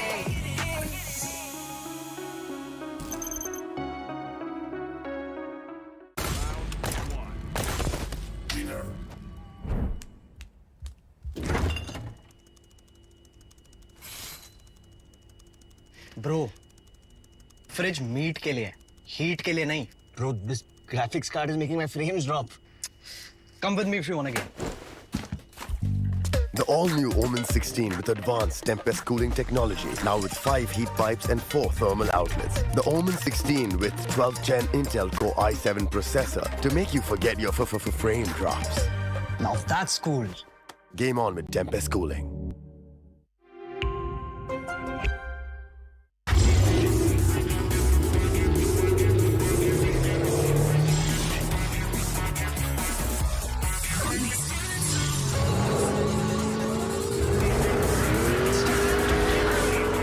Presenting Hyundai i20 N-Line. It's time to play. Yes, I'm a Gen Z. Or should I say, the Gen Next. And I don't let fear hold me back from doing anything. I choose to move fearlessly to it all. Hey buddy, we need you to trim your beard for this next scene. What? Okay, fine, I'll admit it. I move fearlessly in most things, but I draw the line here. What if I Nico cut myself? Try this.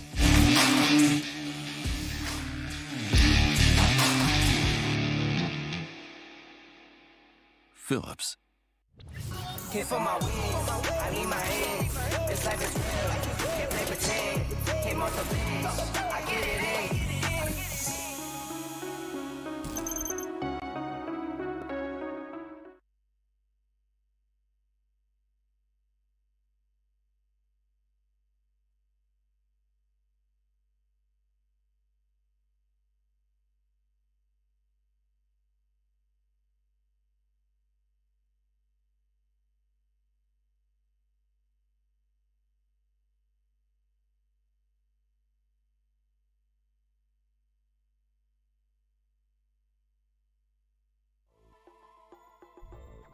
Welcome back, ladies and gentlemen, into the second half of this electrifying game so far on the map Lotus. Now, at least as we considered, or at least as we thought, that True Rippers should have a fantastic opening with the attacking side they have and also the lineup they have chosen for this map, but that's not the case. Instead, it's the opponent who have got a massive lead and a cushion for them. So it already seems like a date with Destiny. Indeed. And Destiny isn't exactly fair. Destiny rewards the ones who work hard, and that's exactly what Reckoning have to do right now. The match isn't over. Most definitely, they're gonna have to make sure that they start off strong with the pistol, not allow that comeback to be facilitated.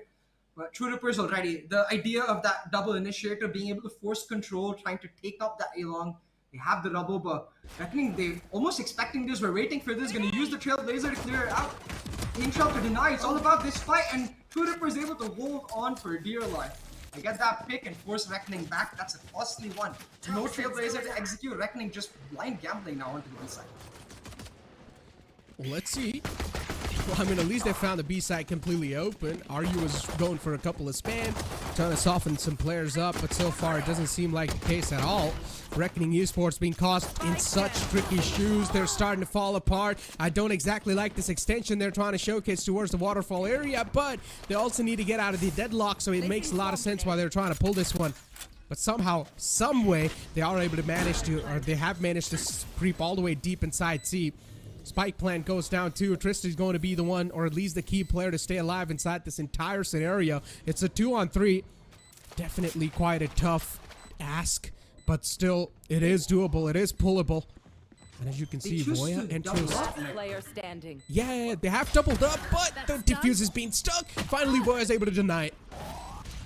I mean, fundamentally, I definitely get the idea, but as you can see, it allows True Rippers to just focus on one point. In a 3v2, they're focused completely towards Waterfall. The fights are essentially asking for a miracle. I would have liked to see the Viper maybe stay back towards CT and try to get a pick, play that tiki-taka almost, where both players are bouncing off of each other and not necessarily playing it together. But hey, fundamentally, I do get the idea. You want to double up always in the post-plant and try to stick together. And that was a difficult round altogether. But I think that round just spells what we're going to be seeing throughout this half. The idea of Reckoning here, defaulting, slowly trying to understand the control that True Rippers are taking and taking it back from them. But slow doesn't seem to be the name of the game when they've got just an eco. Deadly! Aye. He's going to regret missing those shots. Happens sometimes, though. You know what? Yeah. It's okay. It's okay. It happens sometimes. Deadly's been doing quite a lot of great carrying so far, so we can let one of those moments slide. But at least Warrior's got things under control. He's got things in check as he's gonna redeem his teammate with that Marshall kill. And True Rippers once again are you left in quite a tricky spot to back away from. Good paranoia. Gonna at least suppress the push for a while, but the plant eventually goes down. Reckoning Esports, they've got an entire wave of enemies just approaching them. Disrupt with the stun too is going to utilize that in the perfect timing. Nicely done. Disrupt able to make sure that anyone that stands against him will fall down and the graves will be dug. Voya with the classic right kill. The best gun in the game. But eventually, Wimp will scoop things under the rug. And look at that cheeky smile on Wimp's face. He knows how close that round came down to. He knows exactly what could have gone wrong if that eco had been a thrifty instead for Reckoning. The comeback hopes completely doused, no chance of True Rippers pulling it through, but boy, I must say, finding the perfect timing right there, the first classic shot, making sure he's able to then catch the Omen off guard to get the second, and what this has done is completely destroyed the True Rippers economy here, Necro. They're gonna play a bonus, but their bonus more looking like an eco. It is. Sheriffs and that only one single Bulldog. Even the armors, there's 2 light armors available and 1 full, but it's still not going to make a massive impact whatsoever. Reckoning Esports, well, they've got Flabbin on the aggressive foot so far, as they've got the superior weaponry, signature guns, and they have all the odds stacked with them. The True Rippers, on the other hand, this round is pretty much left on a massive miracle and some heroic showcasing if they're able to do so. But this fake rotation being forced out, this is nice by Reckoning Esports. That fake presence towards C sort of managed to work out, and now look at them just walking slowly and steadily towards rubble. Yeah, I mean, I think True Rippers at that point, the IGL just making a gamble call. It is an eco at the end of the day, so just deciding to stack that C and hoping they push it through, which they aren't going to do. Reckoning realizing that that's stacked very likely wherever they should. The presence first, so they rotate back to that A side, and now it's just down to playing for exits for True Rippers, making sure they don't necessarily give away too many ult orbs, or especially Flabbin or Trist, who are closing towards their ultimates respectively, and doing as much damage as they can. And as I say that, Reckoning actually commit that ultimate. I think it's just because Reckoning are not sure if True Rippers went for the buy or the eco in this round, so just expecting that possibility. Voya. To get that kill on occasion, that can be a massive opening if you look at it. But then you've got True Rippers with no other option than to just flood onto the site, but a good stun. The timing's gonna work out perfectly well. Disrupt able to shut the man down in the front. But Voya, this timing that he's got is quite an insane one. Are you in the back lines? Maybe we'll just be able to shut down Voya. Trades happen back and forth, but in the favor of Reckoning Esports. Nicely done. Reckoning able to secure that round. That's going to give them one more round lead ahead of the players, the True Rippers. But now this is where they will be tested to the fullest potential, as both the teams are going to have the equal amount of weaponry, but still a little bit of disadvantage if you look at the side of Reckoning Esports, considering they have gambled up on the shields. Whereas like this insane wolf, he's just able to smell out the opponent's presence. He's found timing 2 rounds in a row right now. It's crucial, really, for that killjoy in that first line. But hey, it's the buy downs that really will spell the tale of how this half will go. Reckoning once again on their standard default, taking up that C control, finding an ultimate off for free, and then look at the amount of space they're able to get. But they're actually committing off of this time around, changing up their call. Deadly's got the space. They're still waiting for that reaction. Don't necessarily want to force it, and with no reaction, they realize they've got Cypher free. But that means True Rippers already ready for that fast retake, looking to flood out CT and waterfall with a flank coming in from Techno. Yeah, Voya with Lurk 2 on the B was also able to create a little bit more paranoid situation for the opponents. So you can see them approaching the site so well and so cautiously. And Reckoning Esports able to situate themselves into the post-plan scenario so easily enough. Though Nana Swarm 2 to burn through a lot of time. And True Rippers, with only 2 players left alive, they haven't really got a lot of gunpowder to back them up. These 2 players will need these 2 players are going to mean world for them. And Disrupt once again pushing up against the odds, against the enemies, able to line 2 of them up. And unfortunately for him, did not expect the 3rd man over there too. There were 4 players on the main side.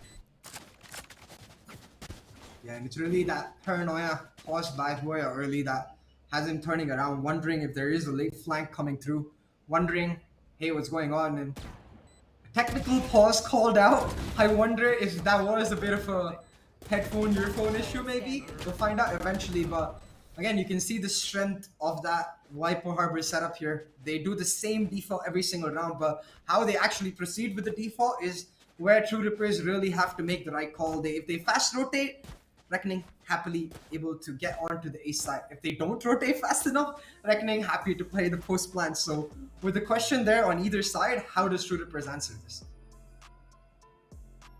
A lot of questions though, that's for sure. True Rippers should have gotten a lead in the attacking side. That's the thing for sure secured. We all have been talking about how Lotus just pretty much gives a massive advantage to the attackers, and with the composition True Rippers had, I personally thought that they should be able to get at least a promising lead over the players of Reckoning Esports, but no, instead that was not the case. Reckoning, somehow they were able to keep things intact, in control on the defending side too, and now in attack as well. They're slowly and steadily progressing on forward. Yeah, True Rippers, they're trying their best to make Reckoning Esports struggle and give them a run for their money, but you also got to understand the fact that, as I said in the pregame segment too, the room for error is way too low. One small mistake and you will be kicked out of this tournament. And so far, True Rippers, it seems like they've already made it. Seems like it, but what you may see at the front is not actually necessarily the reality. True Rippers, they've shown their mettle before, you know? They've shown their capability to pull off insane comebacks. I still remember they got absolutely smacked 13-1 just to pull off that reverse sweep and come back all the way through. So this team has proven time and time again that they've got the ability, they've got the leadership in them to keep a strong backbone and keep a strong mental. So hey, I'm not gonna count them out just yet, but most definitely, like, playing against that double controller means you now have to start adapting, and I actually want to see True Rippers playing aggressively. The double control is crucial. You get the race guy up rubble, it allows you to play much slower on your rotations and gives your anchors towards C a lot more information. They cannot make the A rotation fast enough if you have the double control, so getting that early double control, that will help them out, but it's not something they can do time and time again. They're going to have to be varied in their setups. They're going to have to switch it up. Just like you said, Reckoning did earlier in their own defensive half. You need versatility on Lotus, otherwise it's not going to work out. True that. True that. You cannot keep on repeating the similar pattern, then it would just be like the rounds being served on a silver platter to the opponents. They won't even need to do that much amount of study to read you easily inside the rounds too. But yeah, I mean, you can take a look at these highlights as well, right? Things have been quite back and forth, to be honest, but at the end of the day, what matters is who's going to come out on top in those rounds. And Reckoning Esports in the first half as well, they have been the one to get things under control, and now even in the bye rounds on the second half, it seems like Reckoning Esports once again, they have managed to keep things in check for themselves. True Rippers, on the other hand, I mean, as you said, definitely some improvements can be done from their side. I want to see them a little bit more proactive. As you mentioned, mentioned that rubble control as well can be such an important part for you. If you're going to have your players already set up towards rubble, that means there's a high chance that the team on the attacking side, they will be narrowed down to just 2 sides, because you will pretty much have that one security that, okay, we have a couple of players pushed up, or at least 2 players pushed up towards rubble. So that means the only leftover sides are B and C. So the rest of the players will need to take care of those sides. But once again, it's really tough to know what exactly is going to happen, because it's really been these type of duels that's been making a massive impact.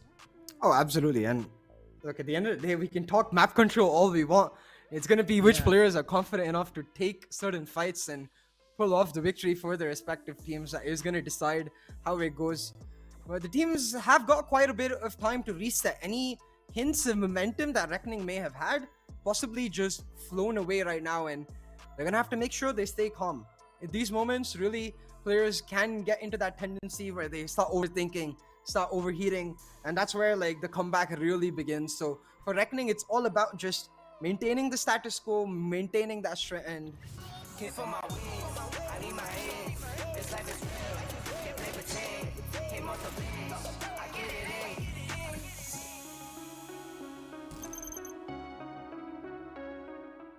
पता है ना तीखा खाने से क्या होता है? Burning हो जाती है, burning. First of all, disturb. My English is not that good. If I screw it up, forgive me. Just try to ignore. Okay? Try to read lips. Lips. अबे पप्पी नहीं. सब एवरीवन, कैसे हैं आप सब? मेरा नाम है क्रैट और मैं आपका स्वागत करता हूं बूम बॉट्स में. इस सेगमेंट में मैं प्लेयर्स को बुलाता हूं और परेशान करता हूं. मतलब उनको ऐसा लगेगा कि इससे अच्छा तुम दीवार पे सर मार लो. बट आज के सेगमेंट में हमारे पास है Pixel and Disrupt. I want you guys to look in this camera and at least tell your audience, no, who are you? Give your introduction please. Hi, I'm Disrupt. My real name is Nerius Lico. I live in the Philippines.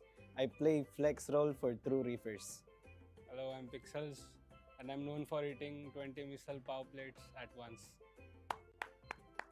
ये एक achievement है. ये achievement सबकी होनी चाहिए. मिसल पाव बहुत तीखा ना हो. कुछ जगहों पे, कुछ जगहों. पता है ना तीखा खाने से क्या होता है? बर्निंग हो जाती है, burning. But never mind, you know the rules. This is whisper challenge. वही चैलेंज है तो रूल्स भी होंगे. रूल सिंपल है काफी. 2 प्लेयर्स हैं, एक प्लेयर हेडफोन पहन के रखेगा, उसमें गाने चला देंगे फुल वॉल्यूम पे. उसको दुनियादारी का कुछ नहीं सुनाई देने वाला. अब मैं एक वर्ड बोलूंगा, उसको गेस करने का है. उसकी मदद उसका साथ वाला कर सकता है. अगर वो 2 से 3 ट्राई गलत दे देता है तो अब एंड ऑफ द डे जीत तो ऐसी है कि भाई दोनों को अगेंस्ट एक दूसरे के लड़ना ही लड़ना है.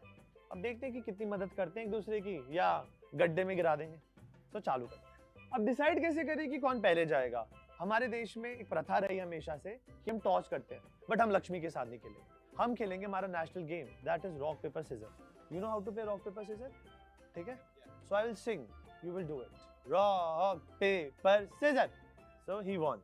Pixel gets to decide who will go first. Pixel, आप क्या कहना चाहते हैं? Disrupt first. Disrupt will wear headphones first, yeah, first. and you will help him. Yep. Blade storm. Blade storm. Try to read lips. Lips. अबे पप्पी नहीं. Blade storm. I'll help. ये होता है एक सपोर्ट प्लेयर इंस्टेंटली मदद करने के लिए आ गए यहाँ पे. ये ताश के पत्ते की बात है यहाँ पे. Jet knives. You can show the camera. This is a hint. Jet knives. You are around. Jet. Ultimate. Kunai. Apex Legend में है कुनाई रेत का item. Dude, you play this hero. मतलब ये बंदा खेलता है, पहला गेम खेला इससे. खतरे में है ट्रू रिपर्स का भविष्य. Time over. No, over. Now you gave wrong answer. Blade storm. Blade storm. Oh yes. I don't know the names of the utilities. Second word. Showstopper. Showstopper. What's the word? Showstopper. Oh yes. Third. Riot games. Riot. Riot games. Yeah. Oh yeah. B main.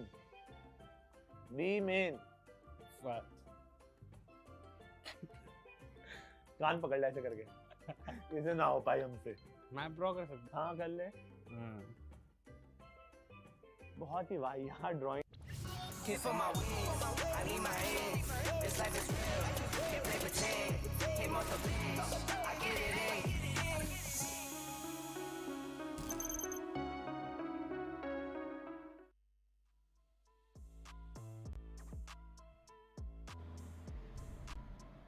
Welcome back, ladies and gentlemen. Hopefully the technical issues are resolved, because I really just want to deep dive inside the game and find out what the outcome's going to be like. Because, man, this is the elimination bracket, dude. And any of these teams, if they get eliminated, it's going to be a massive heartbreak. But it is about to happen no matter what.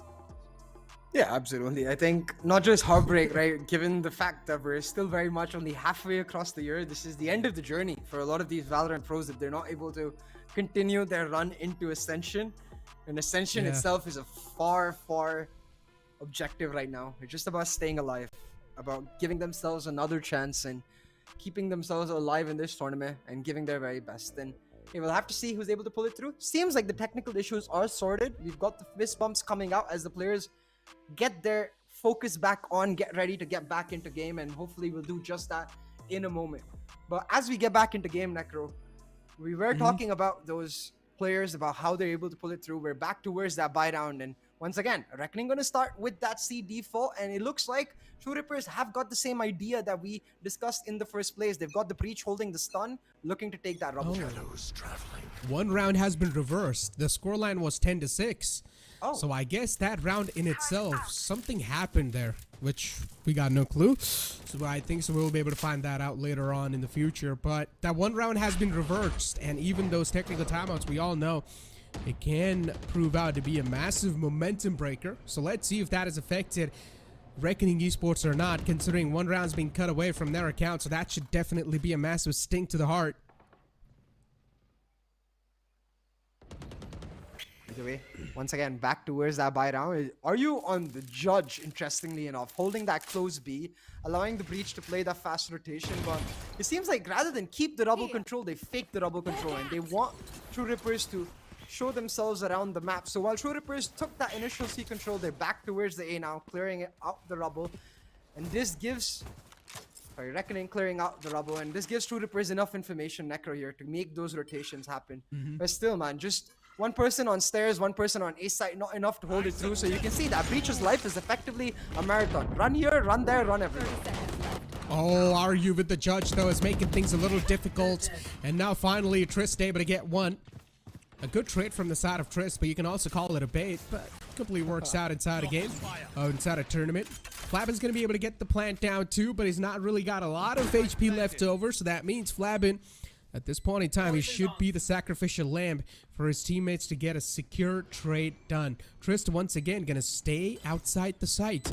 Going to try to catch at least someone off guard with the off angle that he's going to try to put up with. But a good shot from Wimp's going to be able to seal the deal onto him. Flabin now is going to be the last man left alive with not a lot of HP left over. Disrupt looking in that exact direction. Oh, that could have been way too close, but Wimp is there to save the day.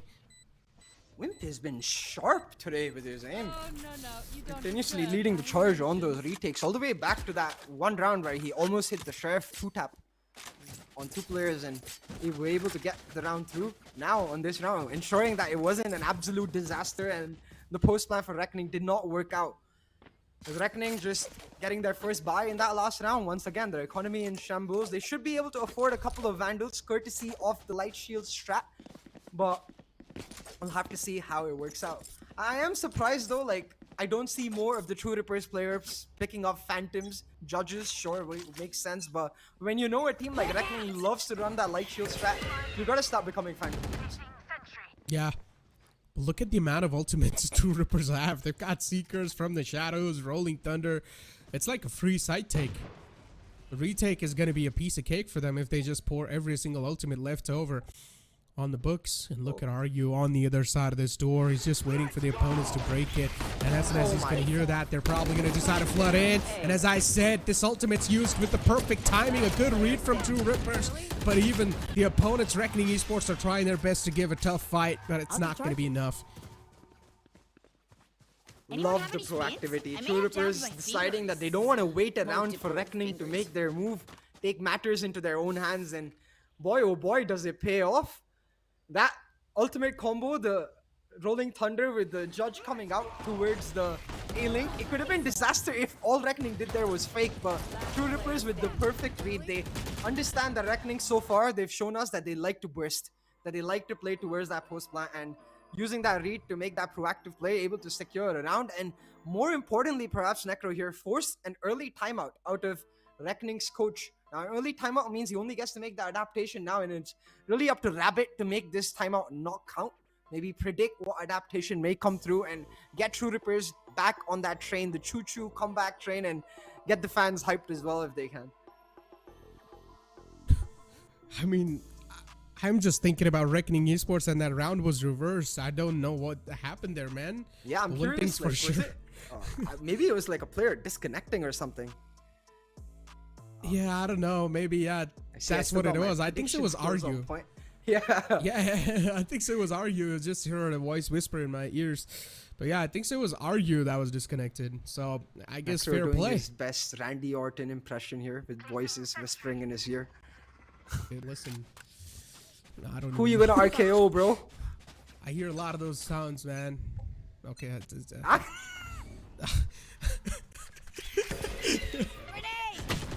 Either ways, once again, the buy coming through. This time Reckoning, and they've got a couple of ultimates to work with themselves. The Pit and the Seekers. The Seekers to get them towards the site, and then the Viper's Pick can be so damn good. Play the retakes, but with the lockdown, the Seekers available for True Rippers themselves, it's a much harder task. Seekers popped quite early, actually. Harsh uses it towards that A site. Gets the info that the A site completely empty, but once again, like we talked about, True Rippers happy to play on the retake. Their lockdown already popped. While Reckoning should be able to get the plant, they will not be able to get into good positions for the post, so they're relying on their own lockdown to make things work out. As a fast retake to deny it. This is a huge gamble here, Necro.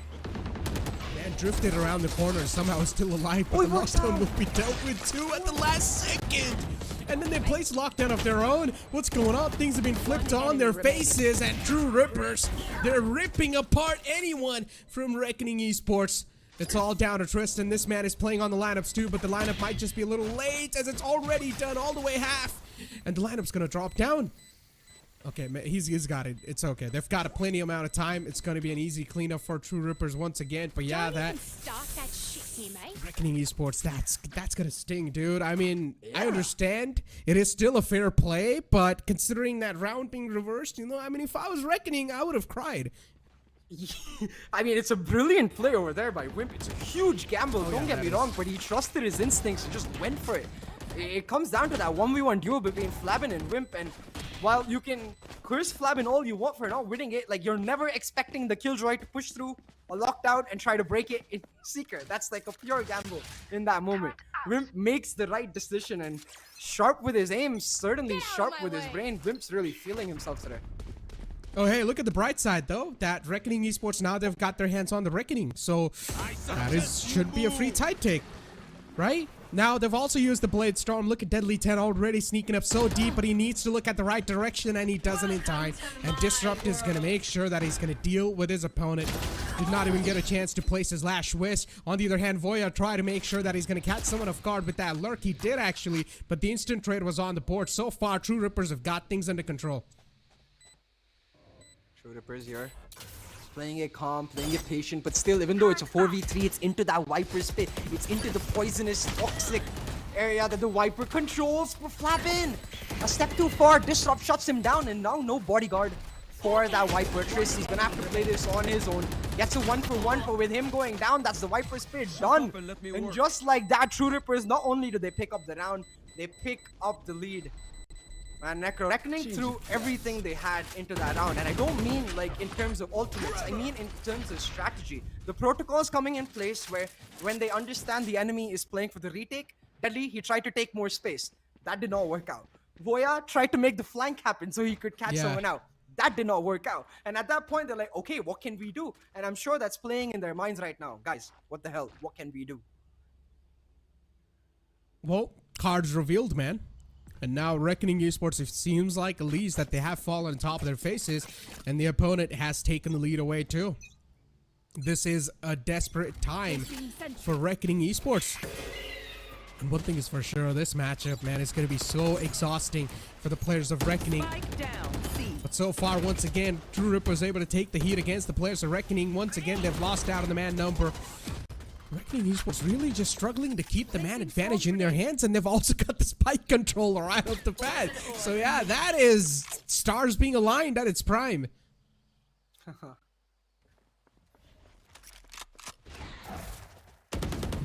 Very crucial moment right now. Deadly trying to make something happen and say he gets shot out of the sky. The showstopper did not find anyone, but True Rippers happy that they're able to at least get the trade. 4v2 on the page and Harsh with no HP. Reckoning it's all falling apart. You'd think this is an attacking sided map. You'd think that the double initiator plays better on that attacking side, but that's all we can do. Think, because True Rippers right now, not only are they thinking, they're stomping on their way back. 11-9, what a comeback it has been. Kaizen now picking up the operator as well. Reckoning's economy broken. This is match point on the cards, and it's not just match point to help them get this map. It's match point to start that reverse sweep once again. I don't have to say it. True Rippers, they've done it once. They can certainly do it again. I will rip the They lights can, from them. but what just happened?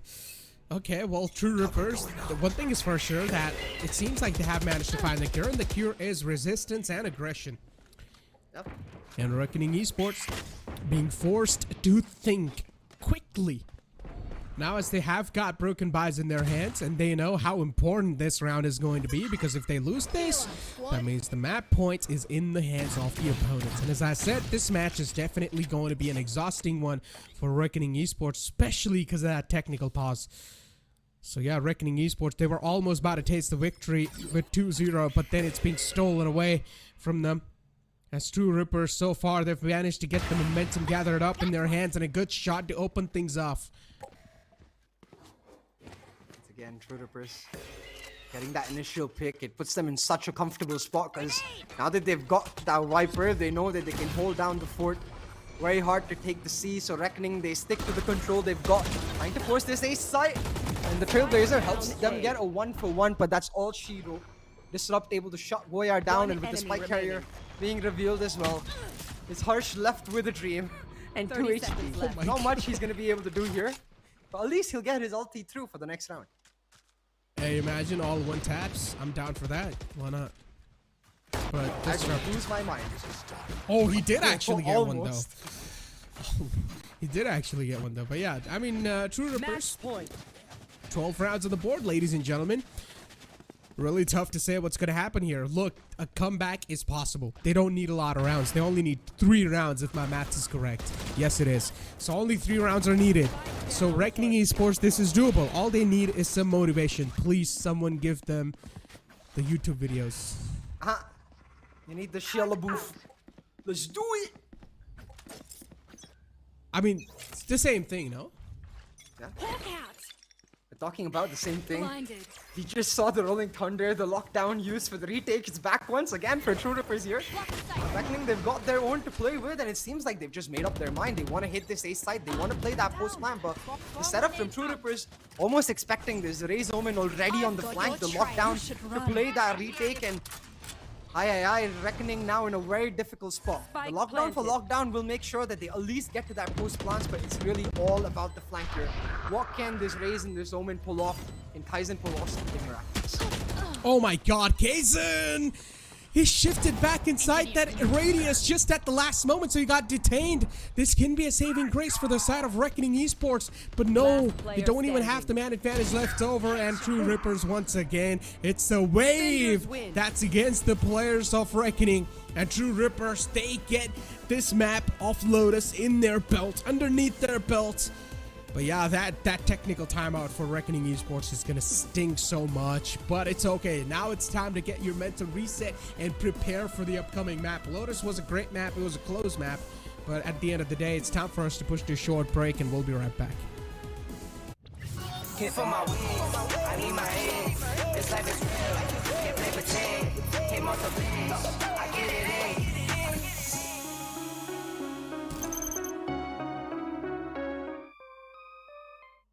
Feeling under pressure.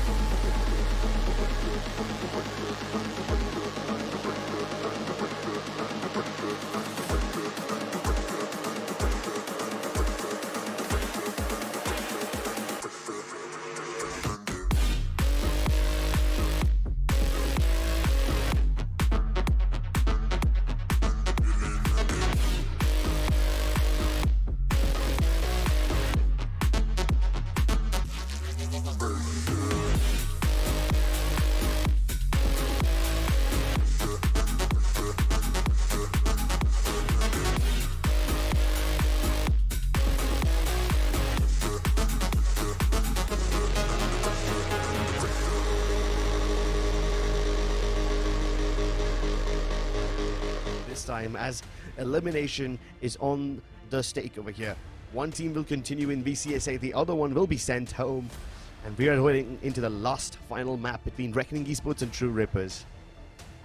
Speaking about the homework, I just got reminded of my stuff that I used to do. So, you know, I used to be one of those people that would never have my homeworks on time, that would never have my assignment done on time. So what I used to do is that we used to have these files. So I used to write the first few pages of the file, and in between I used to keep completely just raw pages, nothing done. So the file would look like, oh yeah, I've done a lot of work. And the teacher usually just used to check on the first few pages and, you know, just to let go. So sheesh. Wow, you were a scamster, huh? Did it ever get caught? No, actually, surprisingly didn't. Wow. It works. I'm pretty sure I'm not the only one who's done that. Come on, man. No, I mean, I was.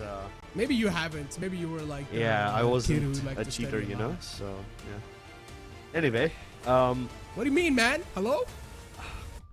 I'm not calling you out or anything, but here, let's just jump into the game. Let's get away from the distractions, ladies and gentlemen. I don't want to offend Necro any further, more than I want to offend you guys. But Reckoning Esports going with Astra, the standard composition that they usually take. Meanwhile, True Rippers pick up Harbor Viper, so no surprises from either side over here. But the lack of a secondary initiator on True Rippers might just create problems for them if Reckoning Esports play on the mid game a bit too much. And yeah, these teams, they pick up the rosters like we pointed out in the pre-game segment as well. Reckoning slightly better at the mid-game, the mid-round adjustment. Meanwhile, True Rippers really just hit hard with the executes. Could have been a close one. Disrupt has only got his hands on the Classic, but still has managed to chip out so much damage onto Deadly 10. So he's being forced back to a safer pedestal. He's going to backpedal himself. And True Rippers, look at this. This is a classic True Rippers. They like to do this a lot. Take the arts control and then flood onto the A site. Or maybe this time can try and switch things a little bit, as they're going to also go for the connector control, and they have established it so far. Deadly 10 should have a little bit of surprise element, and he exactly does. Those two quick taps is of course going to force back True Rippers and going to make them rethink this route. And there is Trist in the close quarters too. He will be dealt with without any problems. It's a 2-on-3. Which means True Rippers, they've got the odds stacked with them. Spike planted. 2-on-3 indeed. And here we go. Both these players coming in from the back lines. Now, there's no KG Ugel present from Wimp over there, so they will at least be allowed to come inside and fight towards B ramps. However, Wimp is going to jump spot them. And now he's got the information available.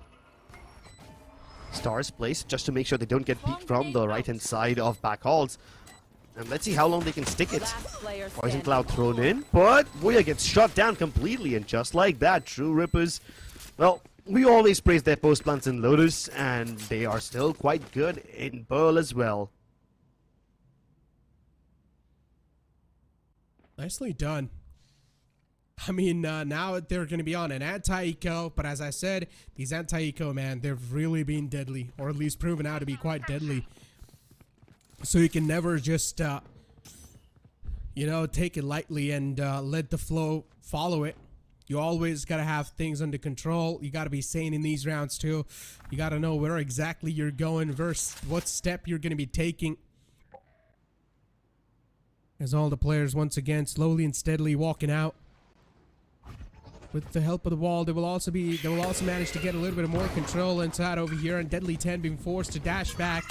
The Sheriff so far is being suppressed by the wall, but not anymore. Deadly 10's able to find that opening. A great kill on Decays, and that's going to be the first bird that's been taken care of. Wings clipped, and even Voya from the back is able to strike down the players in the front. This is not a good news for the side of True Rippers. They cannot lose out on any more guns. If they do, this is going to be a successful anti-eco for the opponents.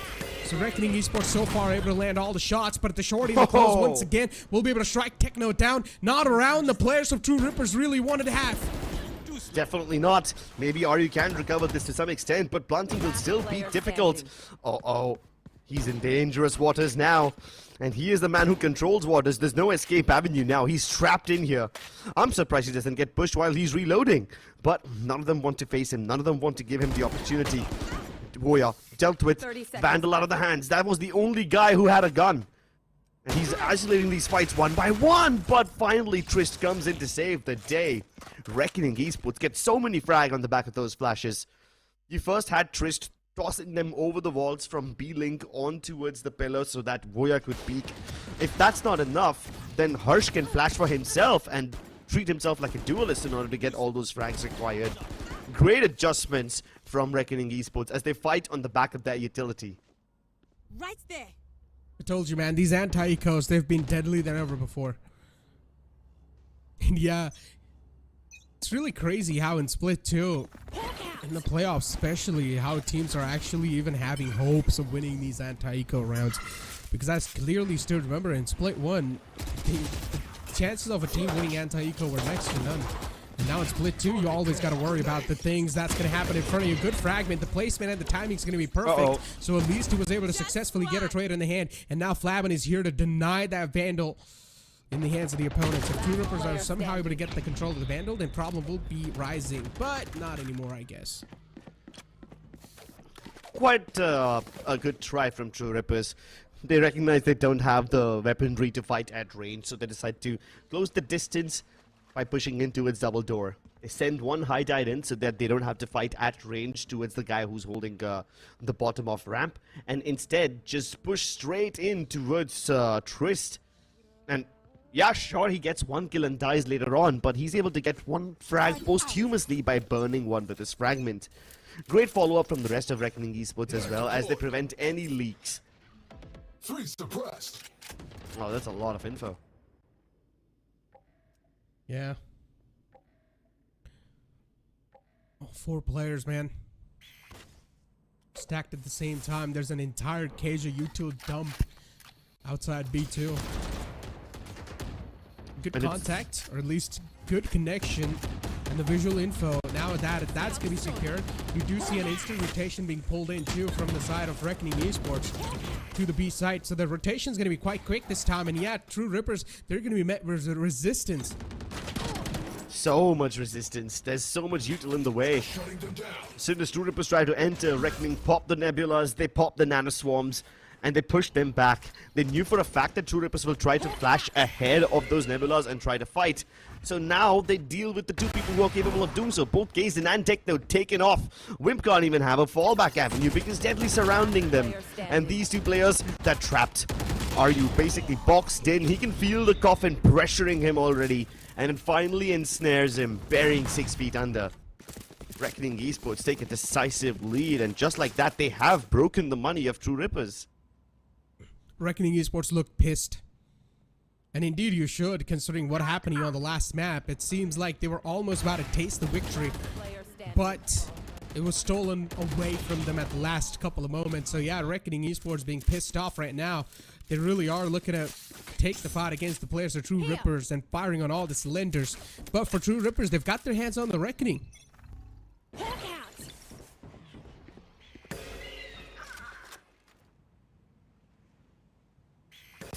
That's a cool shot from Wimp.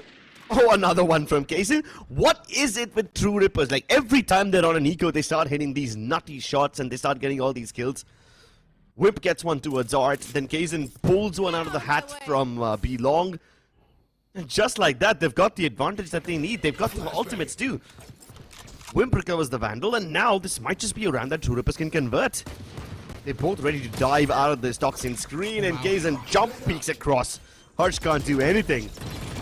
Reckoning Esports are falling like flies. Defenseless flies, that too. Yeah, still lockdown available though. Voya can try to use it, but I highly doubt, considering Reckoning Esports know it's almost done at this point in time, unless someone's able to go in absolute berserk mode. Then maybe he will try to use it, but yeah, no. A Thrifty being pulled out. Nicely done from True Rippers. As you mentioned, yeah, this team really is able to pull things back into their court, especially on those eco rounds. I don't know if it's True Rippers hitting some really nutty shots on the eco rounds, or if it's Reckoning Esports underestimating them and offering them fair fights which they have a chance of winning. Bit of both. Probably a bit of both, yeah. I mean, I haven't seen a team be able to convert so many eco rounds this consistently, you know? And so far they only have 2 rounds. Both of them have been ecos, so this must be some kind of pattern that is just very, very reminiscent of True Rippers. It's got their name written all over it. 3-2, man, and a tactical timeout from Reckoning Esports to rethink what exactly is going on. They've lost 2 Thrifty rounds at this point, 2 eco rounds, that's what I mean. And indeed, it is going to be quite hurtful if you're going to lose rounds like that, because as we all know, how much impact these eco rounds can have inside a game. It's crazy. Let's take a look at what's happening so far. True Rippers have attacked the B site quite often. And they do it in multiple ways. Sometimes directly out of ramps, sometimes out of crunching via mid-link. You haven't seen too much A pressure yet. Maybe this could finally be the round where they go in there. I mean, partially True Rippers haven't pressured A so much because Reckoning Esports have also been playing very aggro over there, right? This is one rare round where the Killjoy setup from Voya has been moved towards A rather than B. But Deadly 10 feeling a bit adventurous, pushes all the way out, only to get plucked off by Disrupts off. Now, you don't usually see a Viper hopping often. Fake dash and a fake lockdown. This could be wonderful. Yeah. I mean, considering that an already opening has been found on the B site. So yeah, they really do want to rely on this lockdown. And lockdown was used from the opposite side, so True Rippers, they had no option left then to reroute all the way back to the B side. It can be a really good decision if they're able to make this execution quick enough. The Reckoning's definitely going to force every single player on the side to fall back, and it was only in the name of Trist so far. This flash is going to be perfect, and yeah, able to catch the player off guard. Techno gets both of them down, also wants to get rid of the KO, because still the 0 points popped out, and they cannot use any of their utility because of that. Now they've got everything they need. They can use the util. Reckoning Esports are down already so many members, they basically are going to call for a save. But I like this approach from True Rippers. They start showing presence towards the A side, they capture the orb, they're in no hurry to go out, but they just basically use the cascades to put so much pressure onto Voya. He feels pressured to use the lockdown as soon as Kaizen fake dashes inside. He threw in the cloud burst, but doesn't really commit to it. He just dashes into a wall instead. And as soon as Voya saw all that, he just used the lockdown, which did force True Rippers to head towards B. And Reckoning were aware about this maneuver. They were even prepared to intercept this one. But they still cannot. True Rippers just bulldoze their way inside. So much pressure onto Trist, who was one of the only people who was still holding on to that region, you know? He can't even peek out because of the Viper Toxin screen. It cuts his vision off. And even if he wants to peek ahead of it, it will be at great personal risk. Even if he uses his util, even if he uses his flashes to peek out, it will not happen because the snake bites that are thrown in by Disrupt stop him from doing so. So he has no choice but to respect the Reckoning, respect the ultimate and fall back, which eventually gives the site away to True Rippers. Oh my goodness, my lord, what is this fight? Both of these teams very adamant, very stubborn. 4v4 now as the Ops start to sing the songs of death, and we might just see another Op v Op duel soon, unless Deadly gets a pick onto Kaizen instead, and Disrupt doesn't follow up on the back of it.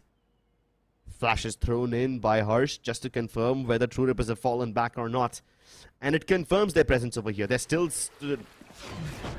High Tide. Cloudburst. We've seen this before, but no commitments yet. Twist is able to spam one down. Hazen out of the picture. And once again, True Rippers tried to go for the same back. Once again, True Rippers tried to go for that same fake, but this time it's not working. Reckoning Esports are holding on to this area really, really well. Yeah, but once again, the problem starts is that the initial hit fails, and that's why now True Rippers, they're just falling on top of their faces. Last man with the operator in the close range. This seems next to impossible, and he's probably going to get knifed. Oh, no, that was just a little bit of disrespect moment. And yeah, Deadly 10 to close it off. But solid done. As I said, it's all about the initial hit. Didn't work out. True Rippers committed a lot of stuff on that initial hit, and just because that was being stopped successfully enough by Reckoning Esports, yeah, True Rippers were not able to get a lot installed. But what I'm seeing here is that how quick Reckoning Esports are with the rotations that they're making. It's really just impressive. It indeed is. The speed of rotations for Reckoning Esports is immaculate.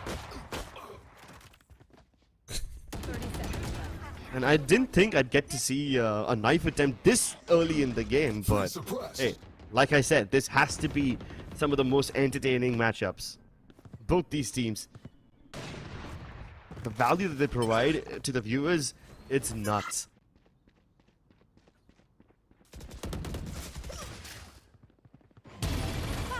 Oh, nicely done once again. They're going for the A hit this time, but at least True Rippers, their initial hit works out.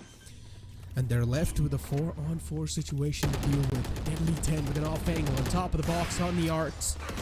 Looking to get at least one player down. Looking to nail that shot onto the player. And Kazan also having a little bit of off angle off himself.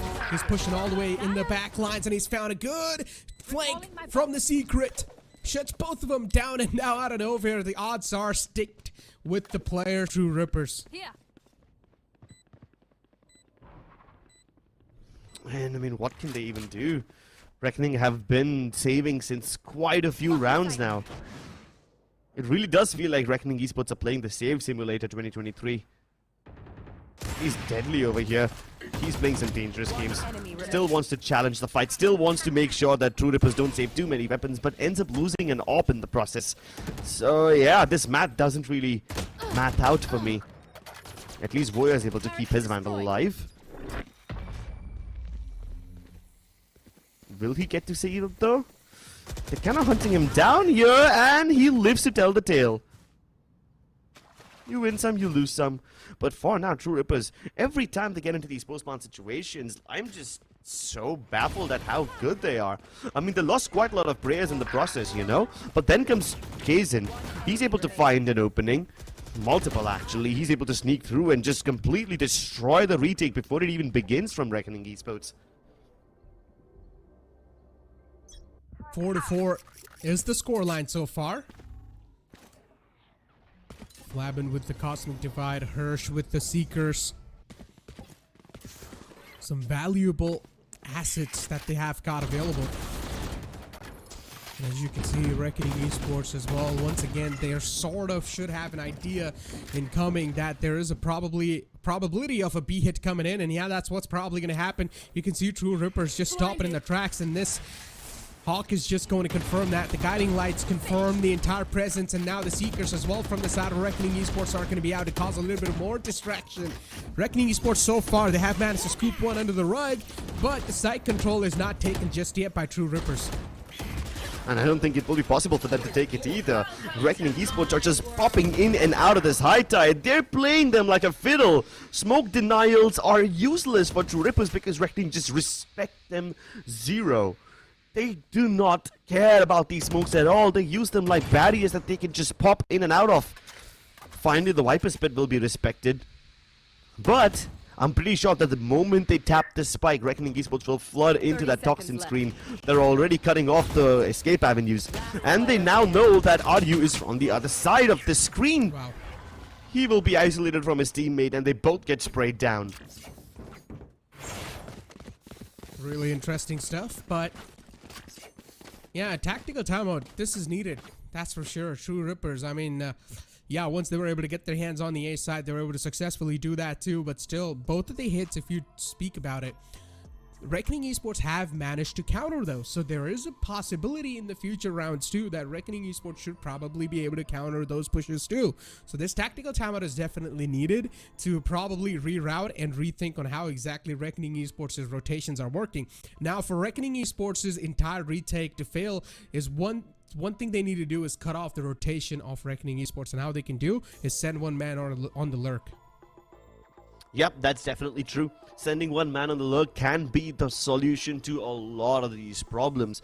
And keep in mind that Reckoning Esports, they do rotate quite quickly. So even if it's not necessarily a lurk, right? Even if it's just a player who's on the other side of the map making noise, it will draw rotations from Reckoning Esports and make your fakes much more believable. Spreading out might just be the solution. Now, whether you want to spread out in a defaultish way to sell misinformation, or you want to create gaps and have your lurkers just sneak in, be ninjas, that is up to you. Both those options sound lucrative enough, but the point that Necro made, it definitely made sense over here. Plenty of options available for True Rippers. Which one do they choose to exercise? I mean, they can still go for the brute forces, you know, they have the Reckoning available. On to RU. And it seems like they're not listening to that. So they're just going to stick together for now, for the time being. Cascade sent down to its B ramp. There's even Trailblazers and everything being deployed, but barely any commitment on the back of it. And when the commitment does come through, it's after the Cascades have expired. Cosmic Divide has been put down this time, and it's cutting off Heaven as well as B-Link. But look at this, True Rippers, they actually want to push all the way up close to get the shots off. And the shorty is immaculate. They even fall back to safety. And now Reckoning have barely any space to let the retake come through. How will they mount it? Indeed, a question that I'm wondering too. But Reckoning Esports out of nowhere, once again, they're just able to strike and slap the players in the front down. And Deadly 10 all the time with this flank. Whenever True Rippers is deciding to hit the B site, Deadly 10 flanks comes in. As I said, the only way to stop this entire massacre from Reckoning Esports is to send one man on the lurk, and they need to do that quickly enough. One thing that True Rippers is doing, they're getting the site control easily in the hand. But the problem is Reckoning Esports is able to quickly just retaliate back in style, and you can see the rotations are so quick enough. So True Rippers, they're able to get the site control. All they need to do is send one man on the lurk, and that shouldn't be that tough. Even if that man on the lurk is able to find Deadly 10, still they won't really need to take care of the backlines. That can be such a huge sigh of relief. Exactly. I mean, sending one man on the lurk could be a part of the solution, but this time, True Rippers, the solution they apply is, instead of sending someone on lurk, they push deeper into enemy territory, hoping that they will be able to take away some of the area from where Reckoning mount their retake, and that would hopefully help them secure the site a little more tightly. Goodness, what an early fight. Flabbin with a double. Great initiation from Reckoning Esports this time as Twist bombards them with flashes and utility, setting his teammates up for success. And now that Flabbin finds a double, they will gladly fall back and put the ball back in True Ripper's court. Boya's got a lockdown. This entire hit can be just liquefied. So True Rippers need to be solid enough to make sure that this lockdown's not going to be the one to stop the flow. And slowly and steadily they're able to creep and crawl their way in, but the 0 point's going to give it away. Nicely done. The first opening's found, and Kazan now is going to go absolute berserk mode, psycho mode for sure. Flabbin in the back lane was able to get one, but that's all he's going to find. And now his Brave is going to be digging the dugout. Nicely done. Disrupt able to find one from that lurk. Perfectly played by True Rippers. Exactly what I'm talking about. And out of nowhere, they flipped the odds. They flipped the tables in them. But one thing's for sure, Kazan was the MVP of that round. Yeah, man, that guy is absolutely nuts. The way he can tear a site open is unlike any other. It would be very difficult to imagine that True Rippers win a round like that, especially when Flabbin got the Reckoning Esports such a massive advantage at the very beginning, right? A 3v5 A hit, and they make it work so beautifully. Both these teams have pulled off some really ridiculous rounds. Reckoning Esports have been able to mount some really cool retakes. Meanwhile, True Rippers just keep winning these thrifties, keep winning these 2v5s, 3v5s so often. It's almost like logic has left the chat entirely. The team with the disadvantage ends up winning rounds consistently. So, you yourself are left scratching your head, wondering where on earth are these people going wrong.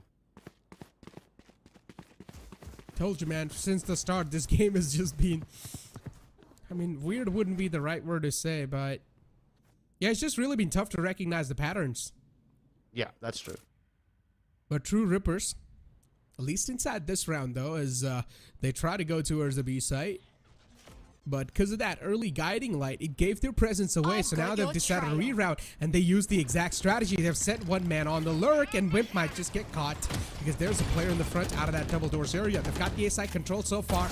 Wimp with the lurk is, of course, going to be a massive asset for this entire push, and he needs to stay alive and do something at least. Hazen gets cut off, so that's going to be the first man taken care of. But Wimp is still up and alive, and his flank is coming in from the connectors area. The alarm bot's going to give his presence away, so at least now they know that the Wimp is still on the flank angles, and now Disrupt is all by himself to pay the post plant. Wimp gets taken care of, and Disrupt has got too many to cover. Revenant Esports barely lose any HP in the process. Forget about losing members. A flawless round to finish the half. And that's the power of Reckoning.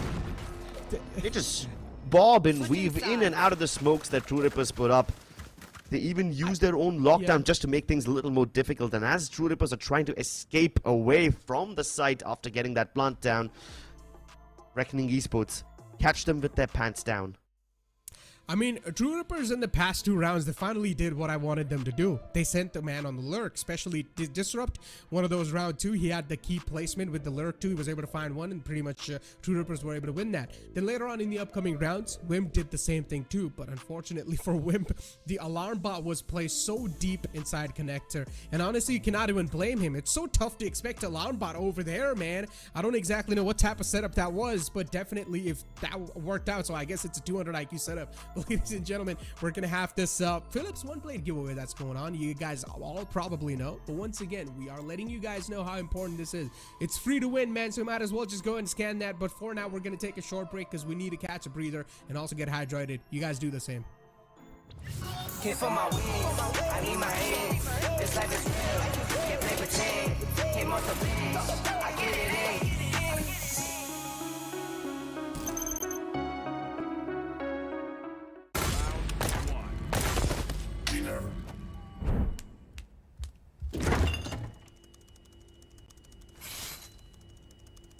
Bro, fridge meat के लिए, heat के लिए नहीं.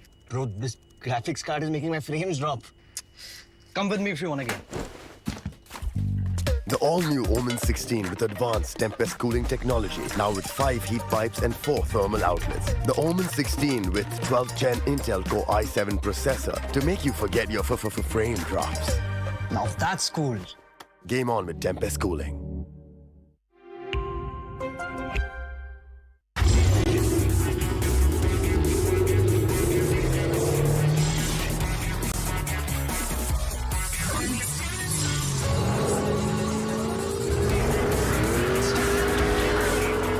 Presenting Hyundai i20 N-Line. It's time to play. Yes, I'm a Gen Z. Or should I say, the Gen Next. And I don't let fear hold me back from doing anything. I choose to move fearlessly to it all. Hey buddy, we need you to trim your beard for this next scene. What? Okay, fine, I'll admit it. I move fearlessly in most things, but I draw the line here. What if I Nico cut myself? Try this.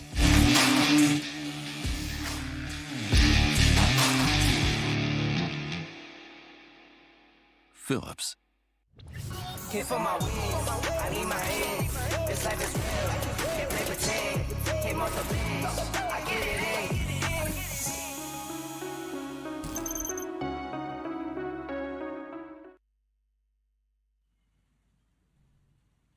Welcome back into the second half. 7-5 is the scoreline so far. Reckoning Esports able to have a little bit of cushion, but as I said, it's only a little bit of cushion. You cannot rely on that cushion. Reckoning Esports need this pistol round in the hand, and so do their opponents. This pistol round is such a desperately needed one. Let's see what type of strat we're going to see from Reckoning Esports. Maybe a fast one. Trailblazer sent in from Harsh towards a long. Meanwhile, the rest of his team is sneaking in from Art, and they're about to make a quadruple contact. Techno's only able to get one. Disrupt also realizes there's way too much heat to handle, and he calls for the reinforcements. They go on the other side of this cascade, and that's not a fight that Trish was expecting. But while the rest of his teammates are falling back from Art, Harsh is already snuck into the site itself, and he gets a kill, but unfortunately it's a bit too late. Flabin now will have to hightail it towards the B side with the spike on his back and 14 HP on his body. He has a massive responsibility on his shoulders, even though his head has taken a bullet. If Flabin's able to clutch this out, this will definitely be the highlight of the day. 14 HP only, man. And 2 taps needed. Exactly. None of them have armor, so he can actually pull off the double 2 taps. But it's not going to be that easy to pull it off, though. You'll need to go absolutely Super Saiyan mode.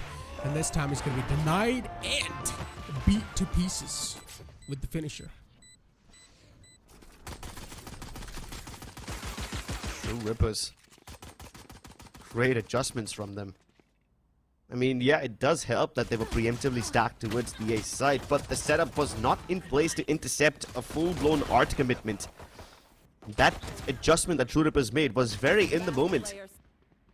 And because 3 players of True Rippers started to focus fighting towards the Art side, Harsh was able to find an opening. He managed to sneak in from A main unchecked and shot one of those guys in the back of their heads, which could have been a game changer, you know. If Flabin was still there to help out Harsh and get the trades, they would have been able to pinch Revenant Esports in half. But Flabin was already falling back from that area. He was under the expectation, he had the assumption that they would try to just recover the spike and fall back to a safe spot. And that's exactly why Reckoning is able to win that round. This time too. I'm sorry, that's why True Rippers were able to win that round, but this time Reckoning Esports, they are making quite a fast commitment. This time only from A main, no Art's presence required. They just overwhelm the numbers. 2 on 2. Once again, it's these anti-eco rounds that can make a massive difference for True Rippers. This round, of course, means the world, and for Reckoning Esports, they just want to steal it away, and they do so. Once again, that double round lead's going to be carried on forward. How many more times will we get to see these eco wins from both these teams? I mean, True Rippers pulled off quite a lot of thrifties in the first half. Now Reckoning is pulling off all of those. It's almost a pattern in Pearl. Whoever wins the pistol is going to lose the second round. That's just like a written down rule for these 2 teams.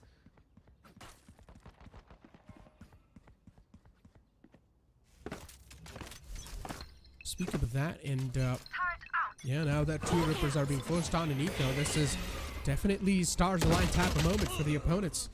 Good kill from the side of Reckoning Esports. Nicely done. Hirsch able to recover and get things back into control. And Kazan on the opposite side is pushing up all the way deep towards the B-man area. Has managed to find so much map control. I've got your And I think so soon enough, Flabin should be dealt with if he's not going to check his back lines quickly enough. Nicely done. Seeker's going to give the position away, so they know very exactly the player's position on the site. Yep. And after figuring out the positions, all they have to do is press mouse 1. Reckoning Esports continue with their lead. Continue pressuring onwards. And no eco wins for True Rippers this time. Not even a single kill. Reckoning keep it clean. And you love to see it. And so far, as things have been working in the favor of Reckoning Esports, they have managed to get one more round lead. Now finally you're seeing True Rippers back on the full buy for themselves. This operator from Kazan will be once again their win condition, so Kazan needs to be feeded a lot of kills.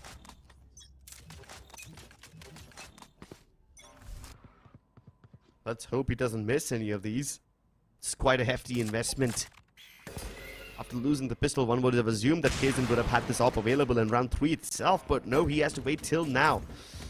And now that his position's given away, he will be suppressed, so say goodbye to his ability of dashing back. Best that he can do is hope that as soon as Reckoning peek out of that toxin screen, he gets a couple! And he gets 2 of them in the same shot! The collateral's impressive, and the third one too! Kazan starting to pop off, and Reckoning are falling like flies. He's shooting them down like it's nobody's business. Yeah. And this is what you exactly want to see from a man like Kazan. Deadly 10 looking to sneak in. But this time that sneak's not going to be exactly on the 100% level. And Flabin's position compromised too because of the guiding light. You know where Flabin is. Yeah, he's got an entire firing squad in front of him, and Kaizen with a 4K. A monstrous play. Okay, we know the drill. Monstrous Stick to your role. indeed. Dude, even monsters devour their fellow victims one by one. But Kaizen likes taking 2 at a time. He's got no patience. He doesn't have time to dig 6 feet. He just buries them in a shallow grave. And Kaizen, stepping up above and beyond. He's the one who's carrying his team for the time being. The only man on double digits on True Rippers. Meanwhile, Voya is a beast in his own right. 22 frags for him with only 8 deaths. Now, those are some very impressive numbers. Oh! Saw that little Pixel. That Pixel, he wasn't able to find the connection to, but look at Deadly 10, he's ready, but he does not want to take the extra risk anymore. That's a wise option, that's a wise choice that he's taken. And Reckoning Esports, a classic approach this time. They're going to take the site control in their hands, but have on the, pretty much on the verge of that lockdown. This shouldn't be that tough. Yeah, but the plant hasn't gone down and the lockdown's expired, which means now True Rippers can start flooding ahead of these smokes and deny Reckoning Esports the plant. Maybe a Harbor Ultimate will soften the blow, but nope. Instead, Disrupt has been dead already. Vimp tries to smoke inside. He dives through, getting 2, but that's all she wrote for him. And all of a sudden, the round enters a mode of stalemate. Reckoning Esports now measure their options. The spike retreating as they now evaluate whether going to its A makes sense or not. If they can get a pick onto Techno, the B side will be wide open for the taking.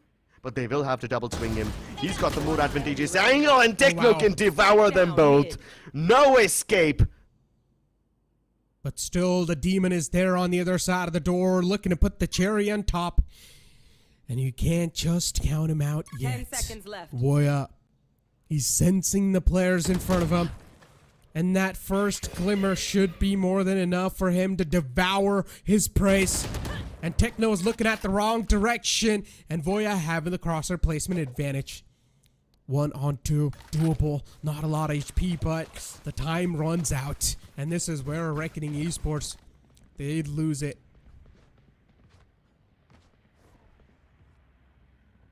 True Rippers, what can I even say? This man, Kaizen V, have been singing his praises all throughout, but this time, it wasn't even him. Everybody else also stepped up so well. Wimp diving through all that util. Bravely on the back of Ryu's ultimate, gets a double. Reckoning Esports can't even get the plant despite committing the lockdown.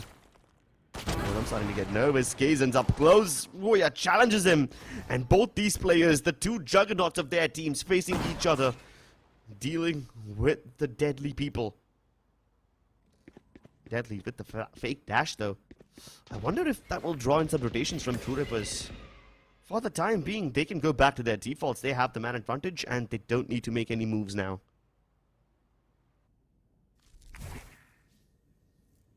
Team Esports. 4 players. They have still got things under control. Deadly 10 also retrieves the Vandals, so yeah, even if he is going to run out of the Blade Storms, he's at least got the backup plan ready. Shoot enemy downs with the Vandal. So far, You are divided. it's just an absolute quiet moment. And they're going to place the Cosmic Divide down too. B-side's going to be the way to go for them, and Reckoning Esports have already made it in. They found a lot of map control off of that. Trailblazer approaching the opponents. Techno's going to also concuss the players in the front. But this time, Deadly 10, that heroic approach is not going to work out. He gets clipped right off the bat. Flabin on the other side of the door, looking to put the cherry on the top with the help of Tristan. He exactly managed to do so. Classic out in the hand, but the burst is going to click right perfectly on the opponent's faces. Managed to take down Wimp. Wimp is way too low, and Wimp has also got his hands on the lockdown, but he's probably not going to use it because they have got the man advantage so far. Hirsch able to get the spam down too. The flash used to perfection. 2 players approaching him in the close quarters, and Hirsch is making it look way too close, but Disrupt ends it and puts the nail in the coffin. Scores equalized. True Rippers, they are also at 9 now. What a round from them, man. I really thought that on the back of that Cosmic Divide, Reckoning Esports will be able to get a lot done, and they did. They basically got into the site for free. The only damage that they faced was from the nano swarms that Wimp had deployed. But even after that, their desperate attempts to take control and stay in control of backside was what got them this edge. The only reason it came down to a 1v2 in the end was because players like Deadly 10, players like Voya and Flabin were just so adamant on staying control of that backside, and that made things difficult for True Rippers. But in the end, it was just too much for poor Harsh to handle all by himself. Oh, wow. Crazy. He always gets that opening pick towards Art. A really good one too. I mean, we had this conversation, right? Kazan being the win condition, this man needs to be feeded those kills. And yeah, being able to find that opening all the time and just already forcing the opponents to start off with a massive man disadvantage. It's just putting so much pressure on Reckoning Esports, and it's really making them rethink what they want to do. And you can see, once again, rerouting their way towards the B side. Every single player is pulling back towards the B main. Okay, this is a fast commitment. I'm worried about Flabin. He's trying to push all the way in towards the defender spawn, and this could be a bit dangerous. The Seekers being present all towards defender spawn as well. Just kind of tell Reckoning Esports that no backstabs are coming. That's exactly why they're comfortable falling back all the way towards the top of ramp. This lockdown doesn't affect Reckoning in the slightest, and they've got so much post-land utility available. Nano swarms, fragment as well. All they have to do is just buy time. Solid flash, and even the snake bites are there to force the players off of their position. There was a gravity belt utilized, but unfortunately no one's gonna be found on behalf of that. And look at True Ripper just straight up sticking the defuse. There was a body block coming in too to make sure that he's gonna be blocking all the bullets, but it's an entire firing quad of Reckoning Esports. True Rippers, they gave it a shot to go for the defuse, but it didn't really work out when you've got so many bullets just penetrating through your body. Exactly. So much utility to delay the defuse. Forget defuse, but delay the spike tap as well. And even when you start tapping, no matter what you put up, whether it's a Viper wall, a Harbor wall, a Cove, even if you body block all of that, it won't be enough. There's a hailstorm of bullets headed towards you, and it's gonna pump your guts full of lead.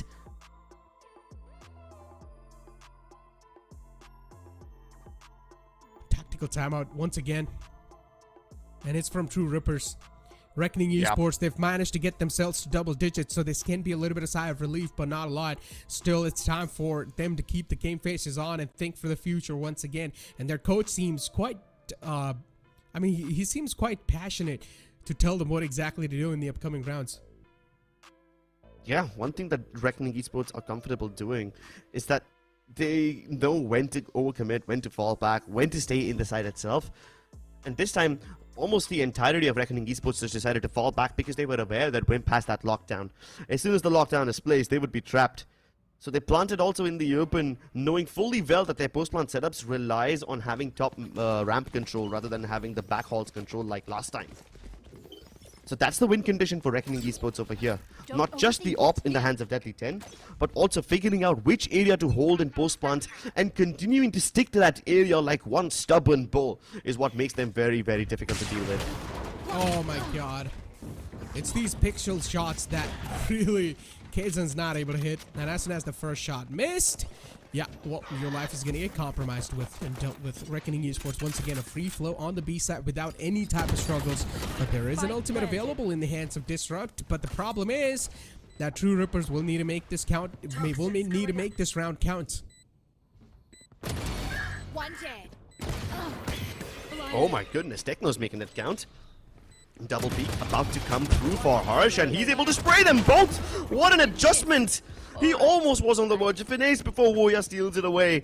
But hey, all that matters now is that Reckoning steal the rounds and the momentum away from True Rippers. By courtesy of winning these last two rounds back to back, they have secured the momentum required. They've kept their economy also quite healthy. And at this moment, it really is True Rippers that are in a bit of trouble. Going into the next round, they will have enough money to purchase weaponry, but that isn't going to be enough, because even if they win the next few rounds, Reckoning can still continue investing in they have enough money to sustain them till the end of the game. Oh, Kaizen. Oh, the blind taps. And luckily enough for him, he's got the Vandal. So yeah, those taps are going to be rewarded. And one single tap of the hand onto Boya. A big threat neutralized this time inside the round. And Kaizen once again lives to see another day. After such a long time in Revenant Esports, they're met with a massive resistance force of True Rippers. And this will be a clean up. Yeah, the entire True Rippers force descends upon them. There was so much going on over there. One cascade is all that's used by Ryu, and that's honestly all he needs. He thought it would be enough to secure a little passage for his team into the site, but Revenant Esports, what can they do about this one? They try their level best to just get into the site safely, get that plant down, but nope, Ryu says, you're not keeping my team away with your smokes. You can't throw util at them to keep them away. He blazes the path for his team inside, and just like that, True Rippers mount up resistance. Both the teams at double digits now. This time though, Deadly is going in for a fake, and he's not alone. He's being assisted by Harsh, but that doesn't matter when Techno is here to fight. And because he pops the Seekers, he will now realize that this indeed was a fake. Information relayed. True Rippers is ready to receive the spike on A. They indeed are. Look at the amount of bullets that are being fired on the common spots. So Wimp needs to hide inside the dugout. Kaizen and Wimp, they're having a good crossfire, but not anymore, as Flavin's going to find that haircut beautifully done. Wimp still from the dugout, able to find so much value. Gets the second one too with the spam. And Hirsch now from the backlines, from the main, all by himself, is also being blocked the entire vision. He can't see anything. And Techno way too low for comfort, but it's not going to matter. He's still going to seal the deal. The reads from True Rippers in these last few rounds have been so immaculate. In this round, they just basically call out the bluff, call the fake. Techno says, yeah, I don't think I can see your entire force coming along unless you send Ryu's Cascades with you. I'm sorry, not Ryu's Cascades. Unless you send Flavin Smokes with you, I don't really believe your bluff.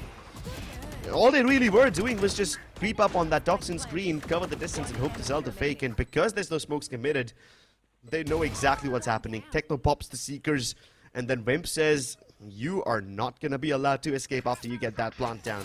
That sentences everybody. And we saw a glimpse of this in the previous round as well, when True Rippers were able to just basically stack the B site and stop Reckoning entirely from pushing in. Oh, once again, Kaizen tried to do the same thing, but not all the time. That's what Revenant Esports is going to be saying. One time's fine, but you can't try to replicate the same thing over and over again. And Kaizen's learned his lesson. Boy has also got his hands on the op this time, so it's quite interesting to see how that op's going to be clicking in, considering he's the KJ. And now Reckoning Esports slowly and steadily redirecting themselves to the A site. Dinosaur placements coming in too as well to clear out the close quarters and also to clear out any of the KG utility that's going to be available over there. So yeah, Reckoning Esports, these little mind games that they're playing, it's sort of like a fake being set up. The amount of utility dump that's coming in on the A sites. Oh yeah, they've also managed to pour the rotation. Exactly, that's the biggest concern. Techno once again realizes that this could be a fake. And it usually is Techno. It usually is him who figures out whether it's a fake or not, but this time he makes the wrong call and he can't even get into the right position. Trist is able to spray him down without a line of sight, and that's all that Reckoning needed. 3 on 5. It seems next to impossible to do. And now Ryu, the last man alive, the final glimmer of hope. And he will need to fall back too. Just go for the save. You will need to let Reckoning Esports win this one. And True Rippers, I guess they're going to completely rely on their ultimates that they've got left over. And on this overtime. And that is how you sell a proper fake. Reckoning Esports commit bodies to it, not just utility. With 3 members firing down personally, the utilities of 4 players present on A side gives True Rippers the illusion of a full-blown execute inbound. And when they finally discover that this is a fake indeed, it's a bit too late. Reckoning Esports on map point, series point, on the verge of eliminating True Rippers. But True Rippers also can turn the tides. They've got 2 huge ultimates. The Viper Spit and the Reckoning both can deny quite a lot of area. And this could be their saving grace. This could be the thing that pushes us into overtime. It indeed could be. Reckoning Esports so close to the victory. They can taste it. But True Rippers, this counter push that is coming in from them, it's quite nice. And I like the adjustment too quickly from the side of Hershey. Realizes that he's about to get pushed up by a lot of players, so it's better for him to just fall back and let them have the control. Swamp Grenade out too to get rid of the KJ utility that's available over there. Nicely done by Reckoning Esports. And slowly and steadily looking to slither in the side. They've already managed to get the shoulder. They've already managed to get the shoulder control in their hands. And now they're also looking to get the entire side control, and they have done so. Right there. Oh, very risky plant spot for Flabben, but he's a man who's got cojones. He is comfortable taking the risks. Awkward 5v5 retake now initiated as Kason pumps the lead in. Desecrates Hirsch. The blades will be dealt with as it's up to Trist now to hold on to this area. Null command activated and Techno can't use flashes, but he can still use his gun, and that's enough. Another one onto Flabben, and we are indeed going into overtime. True Rippers firing on all cylinders, firing down every person of Reckoning Esports. That quick adaptation, they sort of knew that the same strategy will be repeating itself. So yeah, True Rippers knew exactly how to counter it this time. And now we're also going to overtime, ladies and gentlemen, where the sides will be switched. True Rippers on the attack and Reckoning Esports on the defense this time. And inside this overtime scenario, both the teams are going to be feeling the equal amount of pressure because this is the knockout game. And what better than an overtime in the knockout game? Both these teams playing for their lives in BCSA, sweating it out here in a lengthy, arduous, and extravagant affair. This lower bracket matchup couldn't have been any better. Both teams, they're pushed to the brink now. Whatever strategy either side has cooked up has now been yeeted straight out of the window, so it's time for some originality once again. Both the Skies and either team just sending Util towards a link, towards a main, but it's actually Reckoning Esports who commit more bodies over here. True Rippers go back to their good old, that trusty, reliable art corner. Where Flabben's gonna make first contact. Yeah, he sees too much heat. He decides to smoke it off instead, hoping to fall back. Reckoning Esports know they've lost art control, so instead they double down towards A main. So it will be up to Techno and his timing to somehow make the play over here. This is huge from Deadly 10. I thought he was able to successfully sneak into the corner, but look at Reckoning Esports on the defending side. This team out of nowhere has managed to just clean things up on the A side, and now it's all down to the final two players up and alive. True Rippers, too many angles to check at the same time, and now they're also going to be fighting demons inside the head, but Wimp, he decides to take matters in his own hands. It's a 2-on-4. It is doable, but only off of heroics, and someone needs to go absolutely berserk. And maybe it has to be in the name of Wimp this time. Aryu left all by himself on the site. Wimp looking to charge in all the way deep towards the defender spawn. And he's not going to expect the man in the close, but it's not going to matter. Wimp still cuts him off. A 3-on-2 scenario.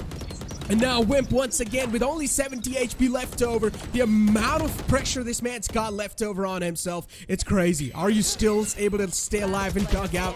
Wimp gets flushed out using the flash too. And Reckoning Esports, you blink it and you miss it. They clean it up. What an adjustment from Reckoning Esports.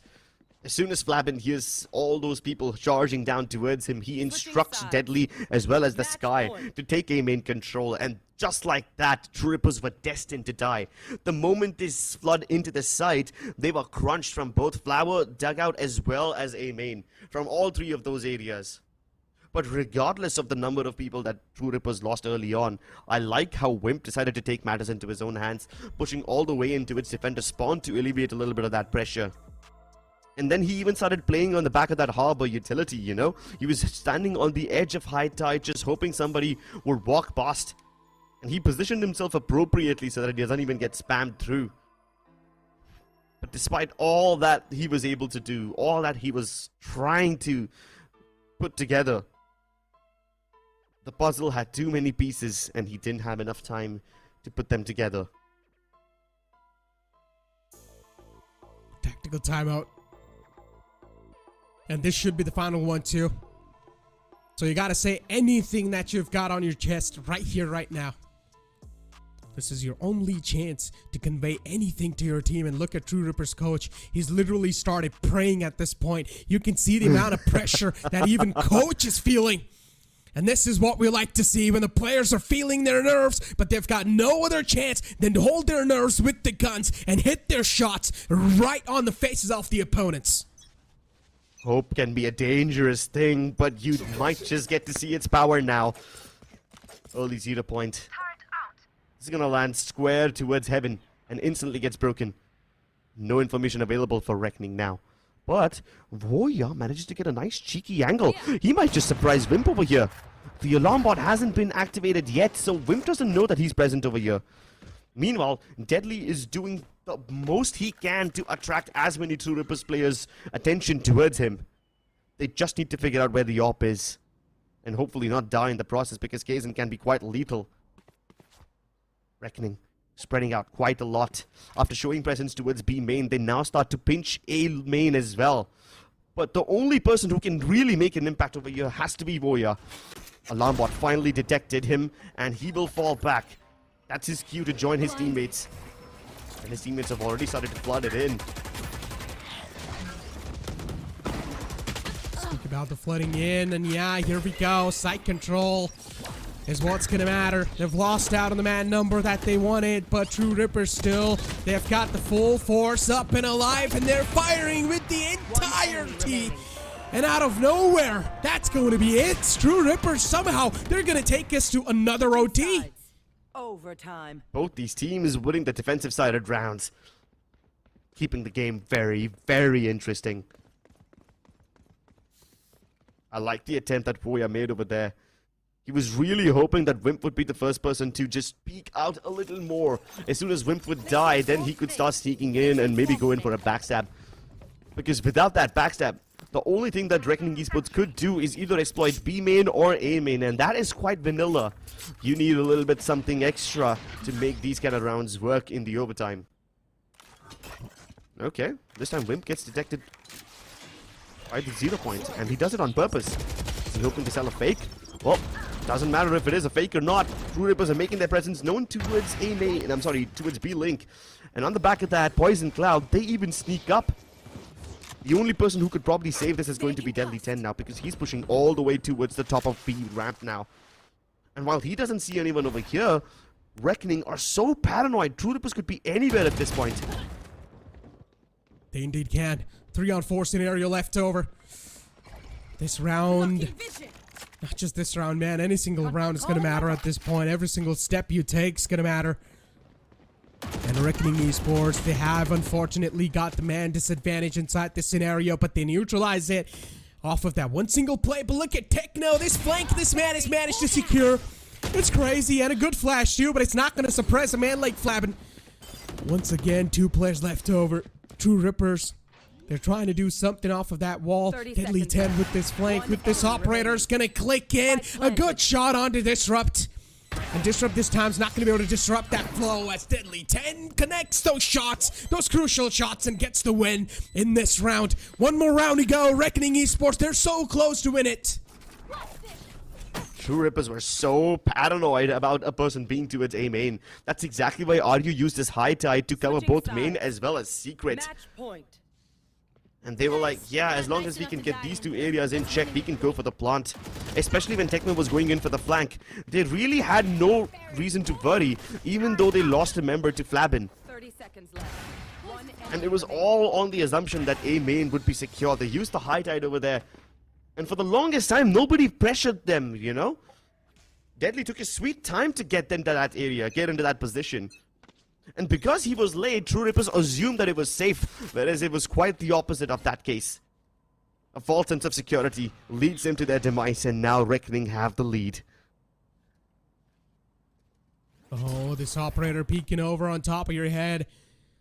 Kaizen being blinded out. At this point in time, the opponent should know that what exactly goes on. Voyav with the lurk, able to get rid of Wimp. That's a massive lurk. And a big success for them, to be honest. But Voyav with only 10 HP left over.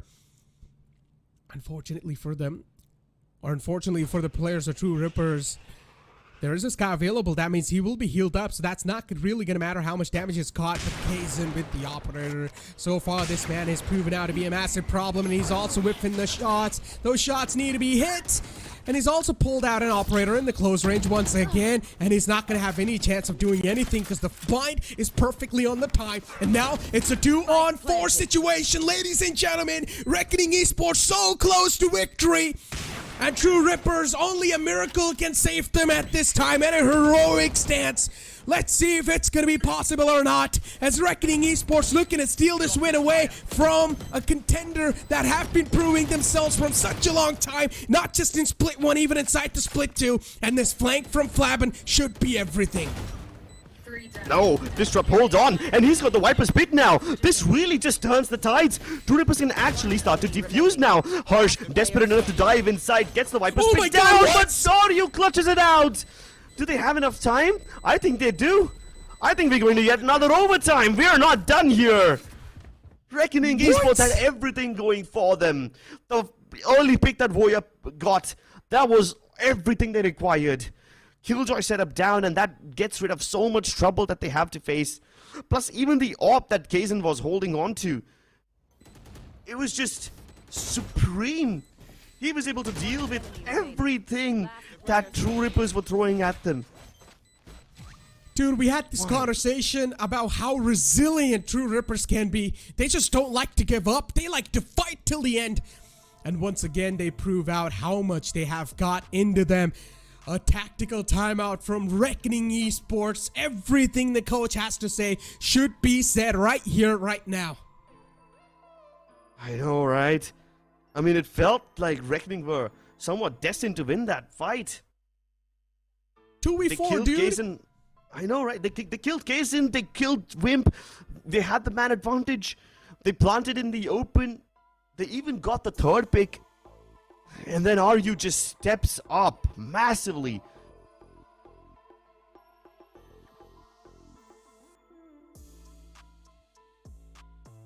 Tactical timeout. These guys probably have a lot to convey. Right there. And considering Reckoning Esports, look at Voya, 28-16, an absolute demon. Man's able to fire on all the cylinders. Voya, Hirsch, these two guys have been doing a phenomenal job from Reckoning. On the other hand, True Rippers, every single player able to deliver on an equal note. And this time, True Rippers looking aggressive inside the double doors area. A good fragment. It's going to chip a bit of damage onto Disrupt, but still not enough. He is quite healthy. Yeah, but after showing presence towards B-Link, they're hoping that Reckoning Esports will fall for the bait. But that's not going to happen. The forward positioning from Deadly towards B-Ramp tells them all that they need to know, and Reckoning can somewhat sniff this A hit coming in. The concealment from Flabin is a proof that Reckoning are aware about this one. And all they look to do now is get a kill onto the planter. They will just try to spam everyone down. No, but the plant goes through. It doesn't! The spike planter gets killed in the nick of time. Voya and her stepping up really well. At least Techno is able to somehow retaliate, somehow bring the fight back to a 3v3. But can True Rippers get into good post-plant posies? That's the big question over here. Oh my god, this flank. Oh, Deadly 10, this flank's gonna matter so much for Reckoning Esports. It's so valuable for them. And Reckoning Esports, for them to get this defuse done, Deadly 10 needs to pop off right there. Needs to get rid of the man onto the main, because that can be a massive threat neutralized.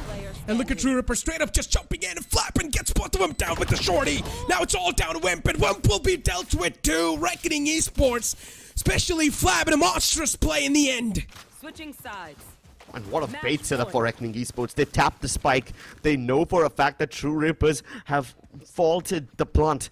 Someone can just stick in that corner and stay safe from all the spams, which means True Rippers would have had no choice but to just dive inside that smoke, and that's when the trap gets activated. Both the Reckoning players ready with their shorties, ready to burst anyone down who's brave enough to venture into the smoke. Right there. Sure, Deadly's flank failed, but he pulled away the A main guy long enough to let the shorties do their job and secure the round. Once again, Revenant Esports find themselves at a lead, but they better close this game out. Because both these teams have been winning their defensive rounds, but they haven't been able to secure the second one. The flash.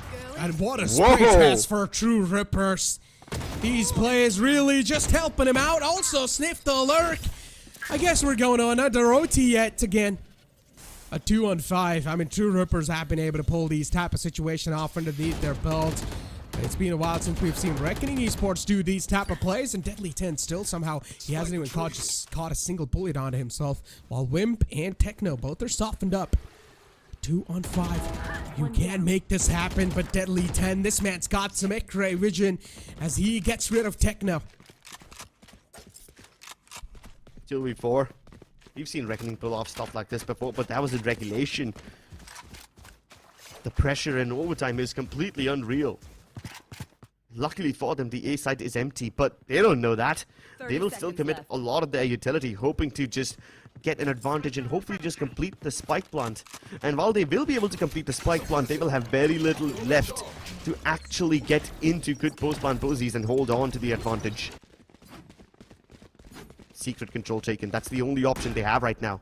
Meanwhile, True Rippers, they know they can push this into yet another overtime. They will just group up and try to hit them all at once. Oh my God. But Deadly 10, he's capable of doing it! Never mind. Kaizen and Disrupt just a bit too powerful.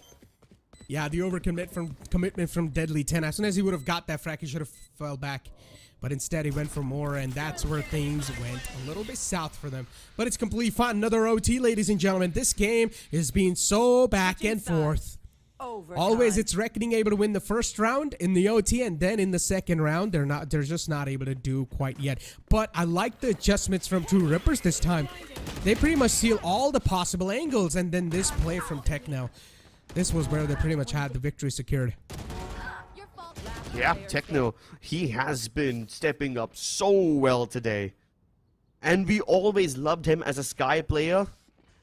Today, he's even played a duelist role, and he impressed us with that too. Techno definitely stepping up to be one of the MVP players of True Rippers. And the best part is, this game doesn't seem like it's being carried by one person. Every single member on both the teams is stepping up, so everyone's just lifting their own weight. And that's exactly why this overtime is as thrilling as it really is.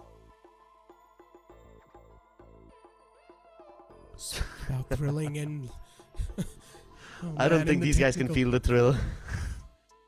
What is going on? Why is this technical timeout here? Dude, whenever this technical timeout is here, I'm always worried about a round rolled back.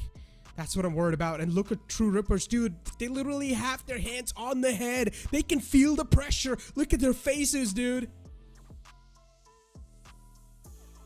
I can't exactly love being in this situation.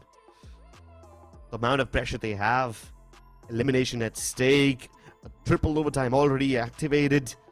Anyone would be feeling this much pressure. I'm surprised they can still keep their hands calm. If I was in their shoes, I'd probably be trembling right now. That's exactly why I'm just a caster, not a player. Able to keep your head calm in situations like these is the way to go. And what type of communication's going on here? That's what I want to find out, dude. Because True Rippers, they look like they were just praying for their god. Is there a round rollback coming in?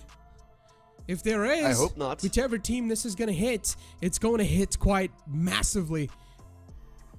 And from the look of things, it did seem like the hit's going to come to the players of True Rippers. Hopefully it's not going to happen, as you mentioned, though.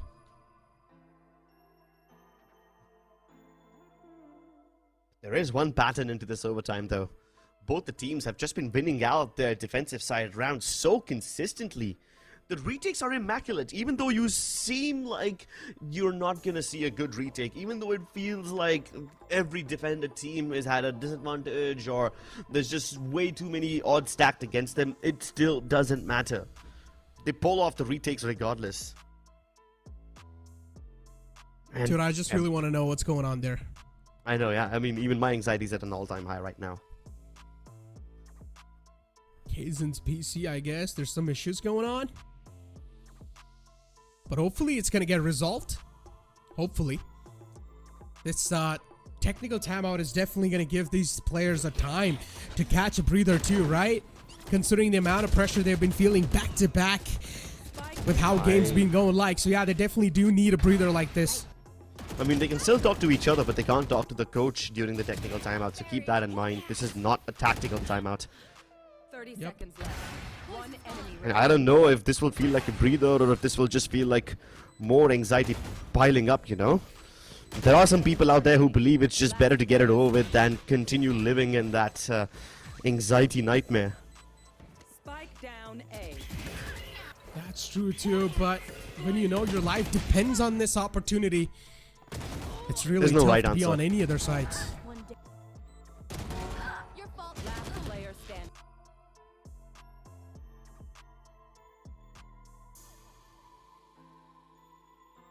Sheesh. Pressure mounting. Heart rate spiking. Hands hopefully not trembling. And given the amount of pressure that these guys are feeling, I wouldn't be surprised if one of these teams get knocked down, sent reeling out of the tournament. 15 I like all. how chill Trist is. Look at him. Just in the back.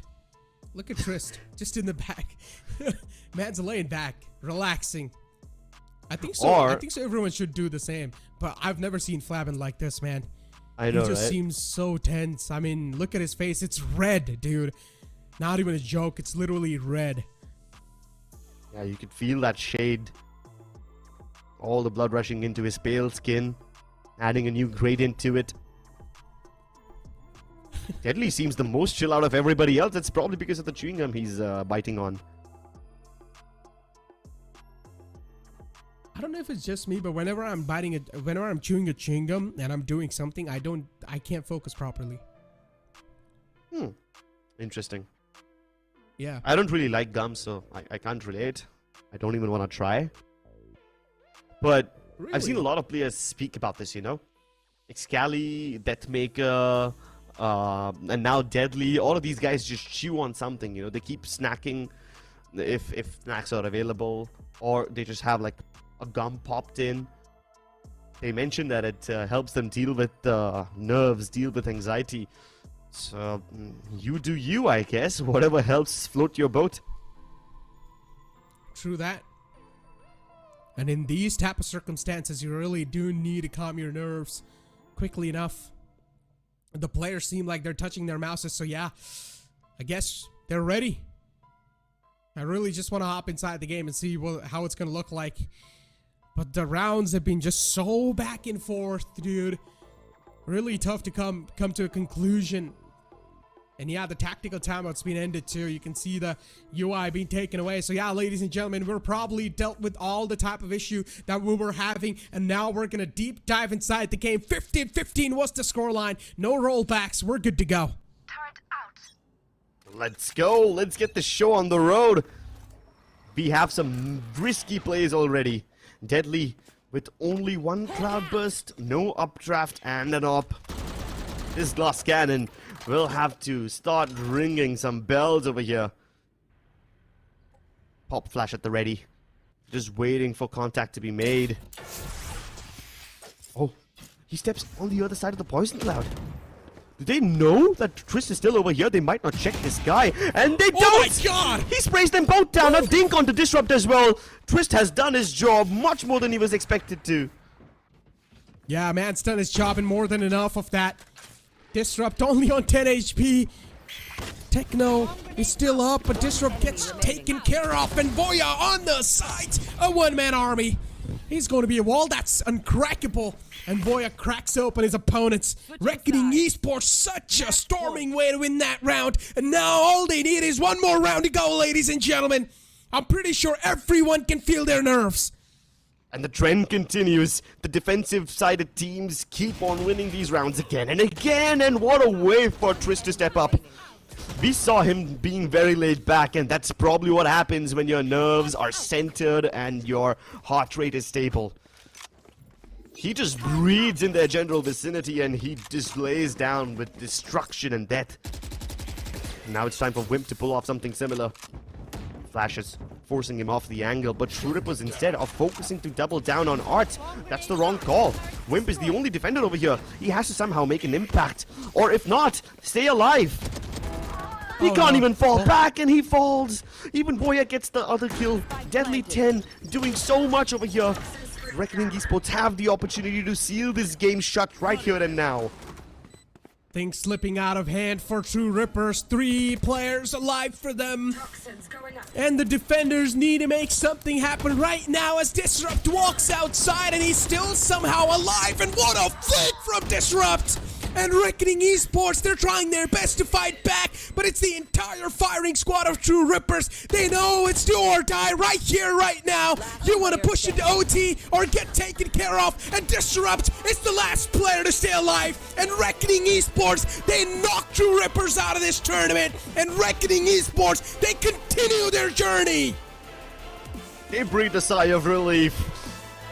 All this effort. What a troublesome, labored game, but they survive. Reckoning Esports stay alive in the tournament by the skin of their teeth. And after all that is said and done, they will emerge as the victors, as the champions.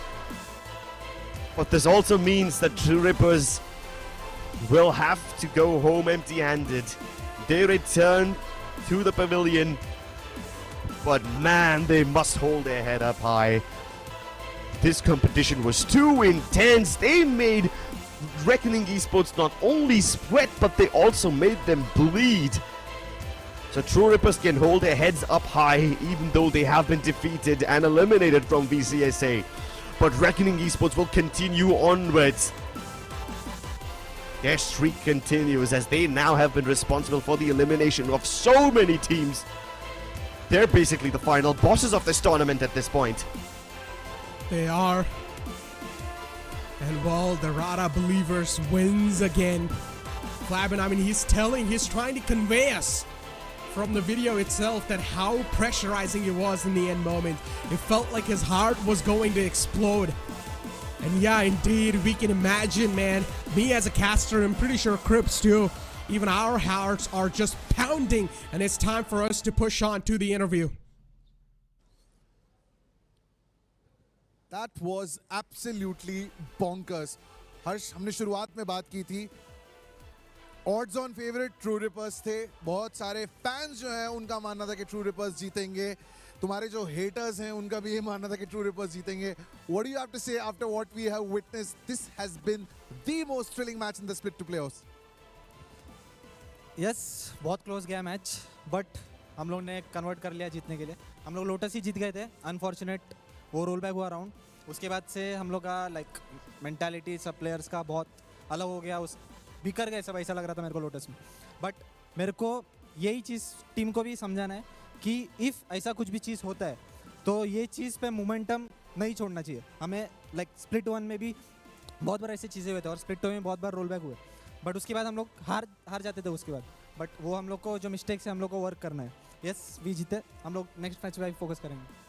तुम्हारी team अभी भी वो जज्बात दिखा रही है भाई. इतने सारे ओटीज हुए, ये जो आखिर में टेक्निकल पॉज हुआ था जहां पे तुमने 2 राउंड बैक टू बैक निकाले, उस टाइम पे क्या बात चल रही थी तुम लोगों के बीच में? लाइक बस हम लोग बात करेंगे जो भी मिस्टेक्स. इसके पहले हम लोग का 4v2 राउंड जग गया. उसके बाद भी लाइक हम लोग ने ये नहीं सोचा कि हारेंगे करके, बट हम लोग का मोमेंटम जो था हम लोग ने कमबैक किया, वो जो भी था. बट ये है कि हम लोग ने लूजिंग के लिए कुछ भी नहीं छोड़ा था. जो भी हम लोग जो भी फाइट लेंगे सीधा फाइट लेंगे, ना डरो ना कुछ भी करो. तुम लोग यार पूरा काम जो है वो खत्म कर सकते लोटस पे ही. क्या हुआ वहाँ पे? लाइक अनफॉर्चुनेट टेक्निकल इशू हुआ था, तो उसकी वजह से लाइक 9-6 जो राउंड था उसके बाद हम लोग ने 10-6 किया था. और उसके बाद से लाइक आरयू का शायद से पीसी ऑफ हो गया था, तो राउंड रोल बैक हुआ. उसके बाद से हम लोग का जो मोमेंटम था जीतने का, उसके बाद हम लोग I don't know like miscommunication हो रहा था. उसके बाद से बहुत चीज़ें मिस्टेक्स हो रहे थे. बट ठीक है, like we won the Pearl map. और ये जो मैप वीटो हमने देखा आज, उसके पीछे क्या थॉट प्रोसेस थी? द थिंग इज़ लाइक मैं पर्सनली बोलूँ तो मैंने कोच से बात किया था. मेरे को पर्ल नहीं खेलना था. But at the end moment like हम लोग जब इधर आए, वेन्यू पे आए, तभी मेरे को कोच ने बोला कि मेरे पे भरोसा कर, पर्ल खेलते अपन, अगर थर्ड मैप आएगा तो भी चलेगा. तो मैंने बोला कि यस आई विल ऑब्वियसली मैं उन पे भरोसा करूँगा और टीममेट्स पे भी भरोसा करूँगा.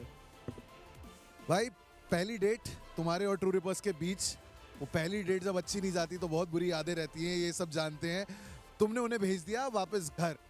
Finally you get a win in the playoffs. देर आए दुरुस्त आए। अभी तो बहुत बाकी है आगे। नेक्स्ट मैच तो हम लोग गॉडसन के सामने है, हम लोग को रिवेंज लेना है। So obviously we will focus कल के मैच के लिए। ये गॉड्सरेन वाली जो रिवेंज की बात की है, दैट्स माय फाइनल क्वेश्चन। उन्होंने तुम्हें लोअर ब्रैकेट में भेजा था। आज जिस तरीके से तुम लोग जीते हो, इतना लंबा मैच, इतना थ्रिलिंग मैच, इतना ब्लॉकबस्टर मैच, क्या सडनली तुम्हारी टीम जो है it's in a different sort of colour? उन्होंने हम लोग को लोअर ब्रैकेट में भेजा था, हम लोग उनको बाहर भेजेंगे। We've got a mic drop moment. उन्होंने हमें लोअर ब्रैकेट में भेजा था, हम इन्हें बाहर भेजेंगे। Well, it's time for a break. Can't believe what we've just witnessed. Hit for my wins, I need my hands. This life is real, can't play pretend. Came off the bench, I get it in.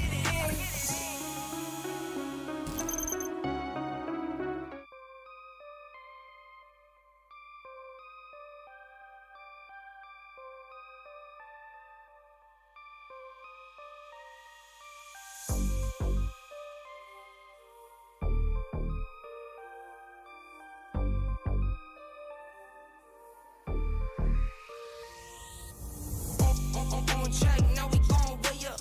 W's as easy as a layup.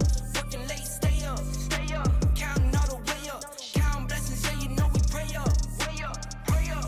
On track, now we gon' way up, way up. Now we gon' way up, now we going. On track, now we gon' way up, way up. Now we gon' way up, now we going. Keep the same energy. Work on being better when I'm 70. Your drip is just a water spring. You know I drip different, this the 7 C's. I deal with life different, make that lemon squeeze. Went off for my style and identity. Better bounce back and get the cheddar cheese. I guess that's why they envy me.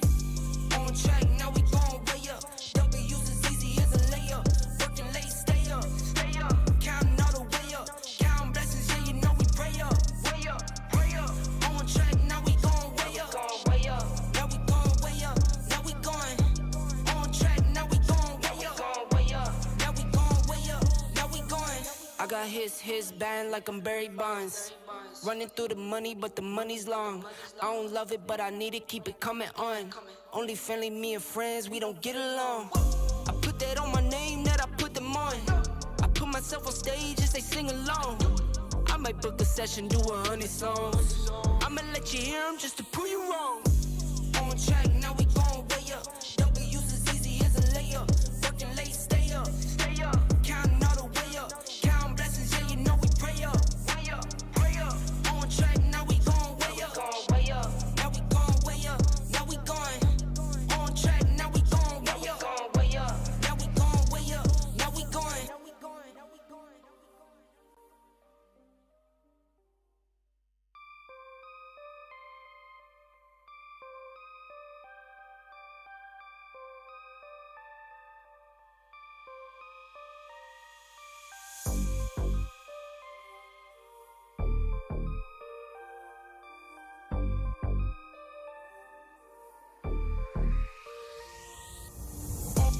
On track, now we gon' way up. W's as easy as a layup. Working late, stay up, stay up. Counting all the way up. Counting blessings, yeah, you know we pray up, way up, pray up. On track, now we gon' way up, way up. Now we gon' way up, now we going. On track, now we gon' way up, way up. Now we gon' way up, now we going. Keep the same energy. Work on being better when I'm 70. Your drip is just a water spring. You know I drip different, this the 7 C's. I deal with life different, make that lemon squeeze. Went off for my style and identity. Better bounce back and get the cheddar cheese. I guess that's why they envy me. On track, now we gon' way up. W's as easy as a layup. Working late, stay up, stay up. Counting all the way up. Counting blessings, yeah, you know we pray up, way up, pray up. On track, now we gon' way up, way up. Now we gon' way up, now we going. On track, now we gon' way up, way up. Now we gon' way up, now we going. I got his band like I'm Barry Bonds. Running through the money, but the money's long. I don't love it, but I need it, keep it coming on. Only family, me and friends, we don't get along. I put that on my name, that I put them on. I put myself on stage and say sing along. I might book a session, do 100 songs. I'ma let you hear them just to prove you wrong. On track, now we going way up. W's as easy as a layup. Working late, stay up. Counting all the way up. Counting blessings, yeah, you know we pray up. Way up, pray up. On track, now we going way up. Now we going way up. Now we going. On track, now we going way up. Now we going way up. Now we going.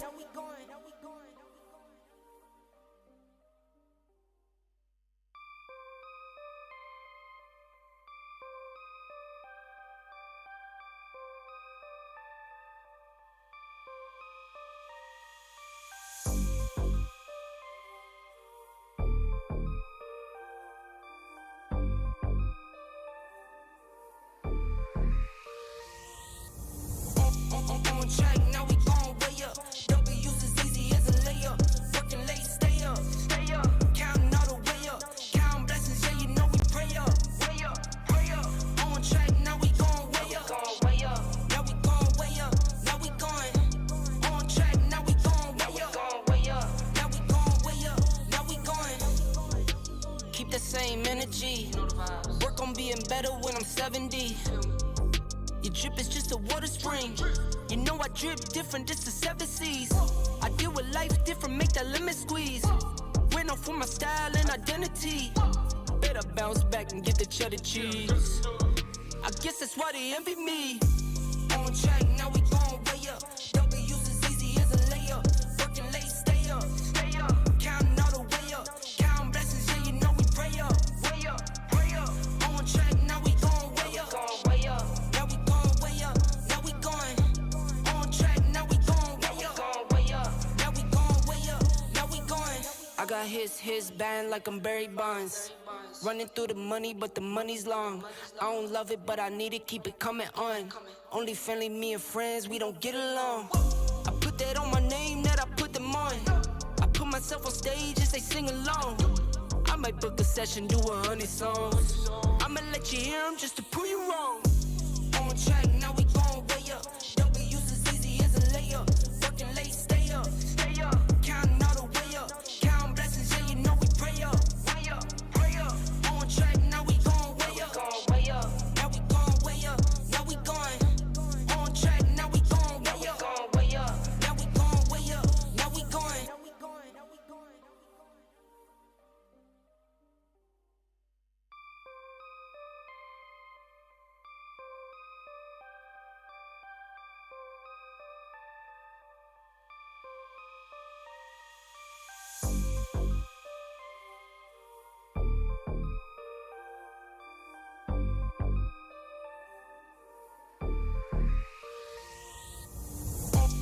On track, now we going way up.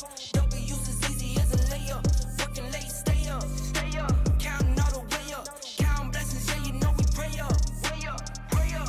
On track, now we going way up. Now we going way up. Now we going. On track, now we going way up. Now we going way up. Now we going. Keep the same energy. Work on being better when I'm 70. Your drip is just a water spring.